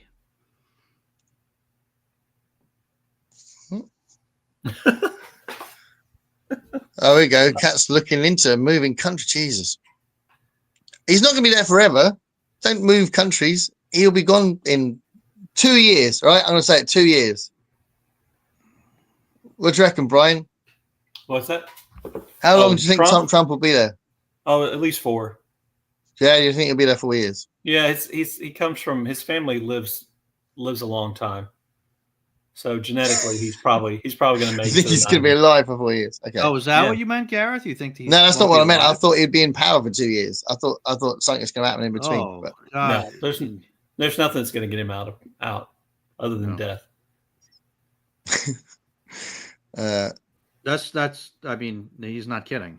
That's There's no political apparatus that's going to remove him from power. Okay. Except the next election in 4 years. Yeah. Assuming he doesn't convert the Constitution and run for a 3rd term. Yeah, he's talking about that, isn't he? He's saying that he's looking at the options. He said that, didn't he? He's looking at the options. Yeah, he's kind of full of shit. So, did reread 1984 a couple of years ago, along with We. Yeah, I love We. I love We. I found We difficult. I didn't love it. Yeah, I remember that. Yeah, I was really impressed because I wasn't expecting much, I think, and then I thought, oh, I'm really enjoying it. I didn't think you what. I'm trying to remember what you said about it. What did you think of it? I didn't think it was bad, and I probably need to reread it. But I found it. I just found it tough to get through. I thought it was. I don't know. It wasn't an easy read. It was. Right. I thought it was tough. I don't mean like emotionally tough. I just mean just the way his prose style. Yeah. I think because I really like Jose Saramago, but I think Jose Saramago's prose style is really difficult. It's quite dry. Okay. Have you ever read any Saramago, Brian? Yes, I've read Brief History of the Siege of Lisbon. I think I've read 3. Read Blindness. And I can't remember what the other one was. Sorry, it's the one. I just can't. It's the one where they can't bury people. Oh, Seeing. No, not Seeing. That's about boating. No, it's Oh, is it Death at Intervals? Maybe. Because Death takes a holiday, doesn't he? I can't remember. Sorry, I think that makes 3. But would you agree that his prose style is quite dry? I do, and I just wondered if it was something to do with perhaps the trickiness of translating Portuguese. Translation. Yeah, maybe. I mean, I'm sure it's quite consistent, isn't it? Right. I'm sure his interpreter is it's good, but I just wonder if there's something that's lost. I think he's brilliant, but it's definitely much more of a serious endeavor. Yeah, reading stuff, Even when, like, in the book I'm trying, whose name I can't remember, and apparently I can't find, in that book, I mean, it's funny. The situation he sets up has like a comic edge to it. And so, there's humor in it, but his writing is very dry. Yeah, it's all about delivery. I mean, I've talked about it before a couple of times on my channel. When I talked about humor in general, but there was another one I talked about the author's voice. And there is a knack of being genuinely funny and not just having something funny to say. Because if you know something funny but you can't actually deliver it properly, it won't be funny. Yeah. My most extreme case of this, and I couldn't believe it. I was just like, I really wanted to like this book, and it's Catherine Valente. Yeah. And she wrote a book called Space Opera, I think it's called. Mm-hmm. Yeah. And it's so unfunny, and you can tell how she's trying to be funny. And it's like, I see what you're saying. I know what the joke is, but you delivered it badly every single time. I read The Heart in Winter by Kevin Barry for the BookTube Prize. My videos come out tomorrow, so I'm going to go ahead and talk about it. And he's funny, but in that Irish way people have of like saying something that that's funny, but it's not told like a joke. That's an art in itself. I love that a lot, and so that book really, really worked for me. And oftentimes it's like really dark stuff that's fun, did you ever read James Kelman's How Late It Was, How Late? No, that one. It's about a Scottish guy who wakes up after a bender and has gone blind, and his life just falls apart, and it's like tragic, but it's also, to me, there's lots of humor in it, and it probably has the most F words of any book I've ever read in my life. Is it like self-deprecating humor? Is it? Yeah, and he's just like it's like from his point of view. It's almost like, well, I think it is a stream of consciousness novel. So it's just like F word, C word, and so I know it was when it won the Booker. I know it was really controversial because of its language. The language. I really liked it. And Kevin Barry's there's not that much cursing in it. But there's just something about the humor and the darkness at the same time. I found really there's subtle wit that can make you laugh out loud sometimes. Yeah. Or you just get through something and go, man, that was horrible, but you're like smiling. About it. Yeah. That's awesome. Yeah. So I want to read more Kevin Barry's work. I think he also wrote Night Boat to Tangiers, I believe, is another book that people on BookTube talked about a couple of I years. need to write. That sounds like something I should investigate, but I haven't got a way of. Yeah. Kevin Berry. I have to look it up later. Yeah. So Al says, haven't read Darkness at Noon either. We, oops. The Zamyatin novel. It's. I don't know if it started it because you've got at some point you had Jack London wrote The Iron Heel, didn't he? That might have. Was that after? Probably was after actually. Yeah, it might have been. We might have been the first one. It was definitely before 1984 because Orwell was influenced by We, wasn't he? Yeah. There was, it might have been. Another one that influenced. Yeah, We influenced like 1984. Yeah. But there was a previous book called When the Sleeper Wakes that had an influence on H.G. Wells. Yeah. And that was some. Yeah, I mean that was kind of a totalitarian state with a little bit of a twist. Bonus for Toronto, I guess. Yeah, the guy from Yale. Some of the things, the shenanigans in the USA have given us. It was a 600 return flights from Halifax to Dublin. Wow. Yeah. I worry about it too. It's from the movie. Wendy's selling lemonade and gets asked if it's made with real lemons and turns around and asks if the Girl Scout cookies are made of real Girl Scouts. BK Bush ideas in my recent dance battle today. Oh, I can see it. Oh, okay, cool. Thank you. And I can't wait to hear you talk about Kate because I love her very much. Better clarify which equipment is broken. Love it. Dickey is a better poet. James Dickey wrote the novel Deliverance, but he's considered to be a great American poet. Okay. Or he I haven't read Deliverance. I've only seen the film. Yeah. What's the best thing about being a grandpa? Oh, that's easy. Like she was here. My granddaughter and my daughter were here for 3 days last week. And the best thing is that when you walk in the room and they put their hands over their head because they want you to pick them up and hold them. Yeah. My daughter's talking about rearranging her house because they want to kind of set up a sort of a situation where it's good for a baby because they're looking they're gonna try soon. So yeah, I might well become a granddad myself, but we've talked about what we're going to be called, and because my wife's half Italian, she's going to be called Nonna. Oh, that's nice. Yeah, and because I don't really want to be called Grandpa or Granddad, I'm going to be G-Man. Okay.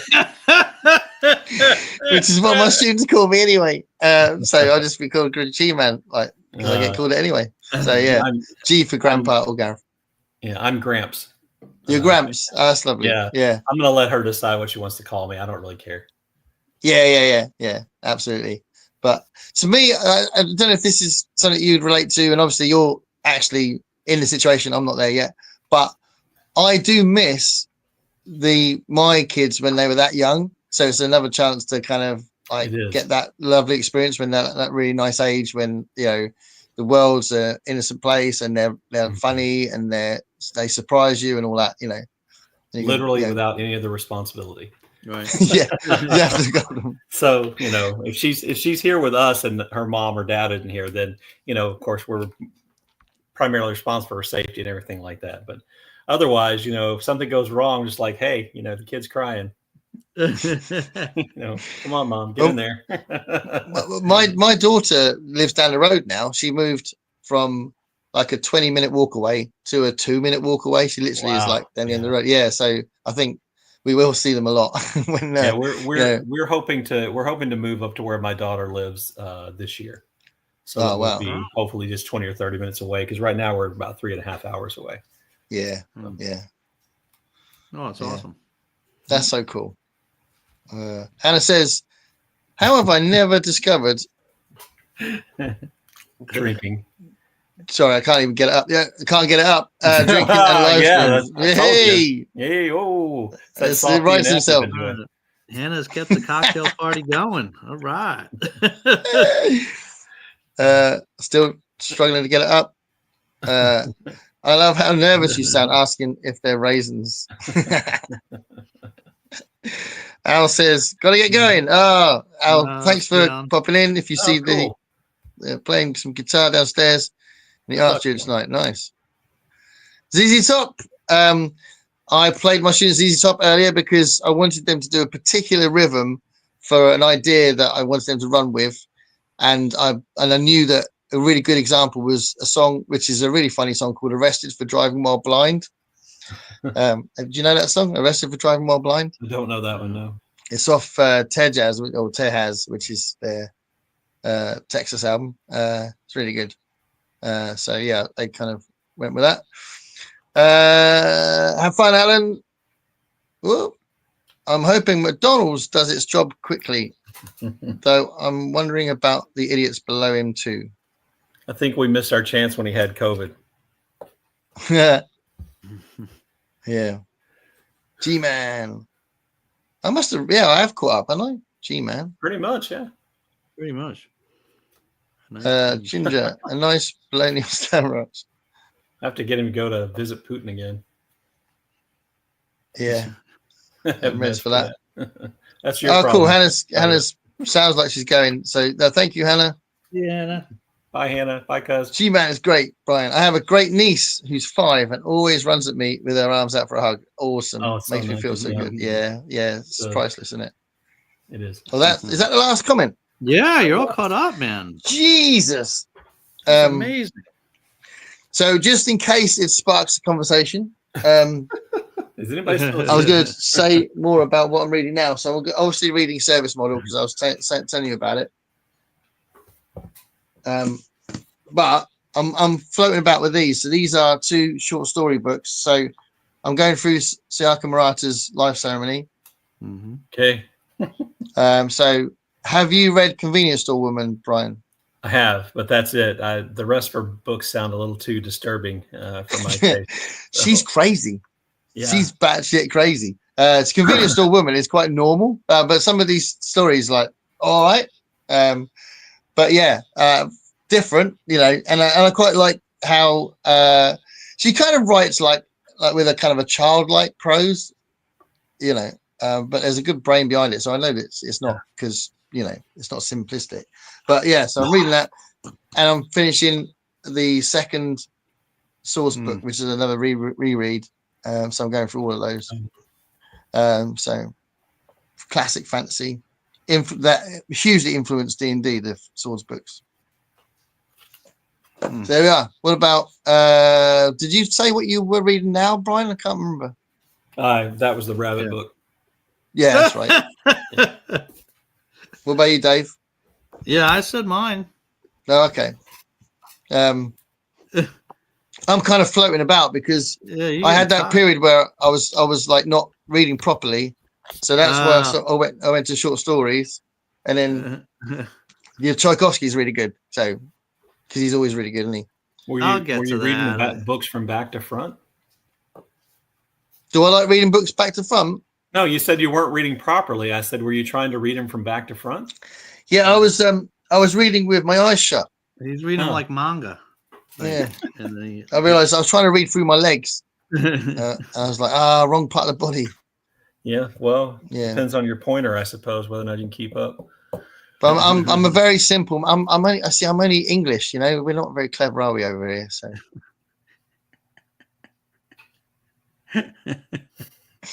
I didn't say that. I think you're real. I mean, you can't say pecan, but other than that, you seem okay to me. Yeah. Picard, Jean-Luc Picard. He's French.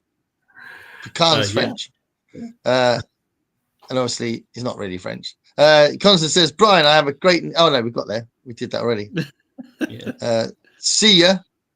Mark it on the calendar. You all made it to the end of the comments. Yeah. Wow. It's amazing. I know. I feel weirdly proud of myself. You should. You did a really good job tonight. That might be the best, particularly with your technical difficulties. And you had technical difficulties. I think that's what it was. I was so worried about that I was just focused on trying to get to be able to see the comments. That's probably the best that we have ever done with the comments. But I feel like Go on. No, you go. Well, I was only going to say, I feel like the position of my head in the live stream has been a bit naff tonight. So it's not been perfect. Yeah. I've got to the end of the comments, but yeah, I need to sort this shit out. My phone is about to. See, if I mess around with it, I think it'll fall over. Yeah. Don't know. So yeah, eventually I'll sort it out. But where are we now? 3 hours and 15 minutes. It genuinely feels like we've been talking about 5 minutes. It's been awesome. See, Brian brings with him a relaxed. It's all the rage I brought to the live stream, all that confrontation that took place about the con and various other pronunciations. It's been a really good one. This has been a good chat. It's been cool. Yeah. Always. Thank you guys for having me on. No, thank you. And don't know what are you looking forward to coming up in your life? Let's finish with that. What am I looking forward to coming up in my life? Hopefully selling our house and moving this summer. But, that's probably the biggest thing. To get closer to your daughter. Yeah, I don't really. I don't like change at all. So I'm trying to convince myself I'm looking forward to it, but I'm not looking forward to moving or packing or cleaning or people coming and walking through my house and looking at it, see if they want to buy it, and that's doing true. all the repair work. But it will be nice when we're up there. And you realize how much stuff you've got when you got to move it all. Goodness. I don't show people my desk for a reason, but essentially I have my computer set up in the only place it's possible to set something flat, because everything is just, I have like so many piles of books and stuff I haven't done anything with, and papers and notepads and hockey pucks and fishing weights. You name it, I've got it on my desk here. He's modeling for all the covers of those hockey romance novels. That's what I'm doing. Yeah. And this coaster that my wife stole when we were in Scotland. You got to make sure your new place has a nice little personal library. That's all. Yeah, but you got to worry about. I think we can do that. I'm a little worried about my bookshelves making the trip, since they're just cheap IKEA shelves, but we'll see. Oh yeah. But then I suppose you can start again with that thing. And maybe it might be nice to reorganize your shelves and all that as well. Can I just say, I feel really pleased. I've just solved the my face looks stupid in this video, because I just put a cushion. I just sat on a cushion. I just put sorted. Much better. You go. Yeah. Now I feel like I'm just normal, like you guys. Sure. Glad you feel that way. Yeah, I know it's not real, is it? But I feel like it, which is nice. That's all that matters. Yeah. So Brian's moving house. What are you looking for? Well, you're doing all that sort of stuff anyway, aren't you, Dave? So you've got all sorts going on. Yeah. Well, I don't think I'm moving at this point, but got a lot of moved offices, moved work offices, and just. I'm looking forward to summer. That's what I'm looking forward to. Yeah. My youngest will be finishing her first year of college soon, so it'll be nice to have her home for the summer, open up the pool. Good season. Yeah, that's cool. In the last 4 days, we've been offered 2 really good festival slots, for the summer. So that's really cool. So I'm looking forward to those 2 gigs, which would be nice. Yeah. And maybe becoming a grandpa. Well, it takes 9 months, mate. So that's how it works? Yeah. Yeah. Not the first bit, not the conception. That's usually only a couple of minutes. 30 seconds. Constance says, "Yeah, Gareth, way to commit. Ka-choom! Now you can go to bed." And she wants me to bugger off. Look. But yeah, it's only 2:30 where I am, so only. No, it's been brilliant. Should we say goodbye to our lovely people? We've still got 11 people in the chat, guys. Probably time to call it. One of those is me, so it's 10. 10 real people. Yeah. But Yeah, well, thanks for coming on, Brian. It's been it was a great. It was a good time, and been awesome. Thank you for. You should hold up your book one more time, man. Yeah, for the 10 people. There we go. People might not have been here before. MacArthur's Bloody Butchers. Remember, guys, if you want to read about dragons, buy Dragons. That's it. Yeah. That's it. No, thank you, Dave, for finally convincing Gareth to have me on, and overcoming his natural hatred for me. And okay, so we should clarify. You've been on my channel before on one of the random ones. I came on to wish you a happy birthday, and from that point on, it's all about him. You've just been ignoring me. So. Yeah, I didn't like the way you said it.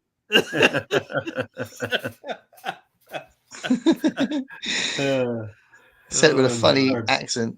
Happy birthday, mate. Wow, is that your impression of me? No, that was just, do it again. Do it again. I can't do your accent. You can't do my accent, mate. Happy birthday, mate. Happy birthday, mate. Beautiful. Thanks for all the tonights. All the laughs. I can't read. Thanks, Kat. Kelly. Bye, gang. Tariffs on that book now. Yeah. It's all about the tariffs. That's true, yeah. Probably. It's all about the tariffs. No trouble. Yes. Thank you so much, Brian. Thank you, Dave, for being my other half. Ditto. And next week isn't going to happen. So the week after next, we'll be back with Al. Hard awesome. Al will be big on our big. It'll be big and it'll be hard. Yeah, and it'll be classic. Bye, Constance. Bye, everybody. Bye, Constance. Constance gonna have the last word. See you later, everybody. Bye. Look after yourselves. Look after everybody so that you can look after yourselves. So you can look after everybody else. So you can look after yourselves. What you said.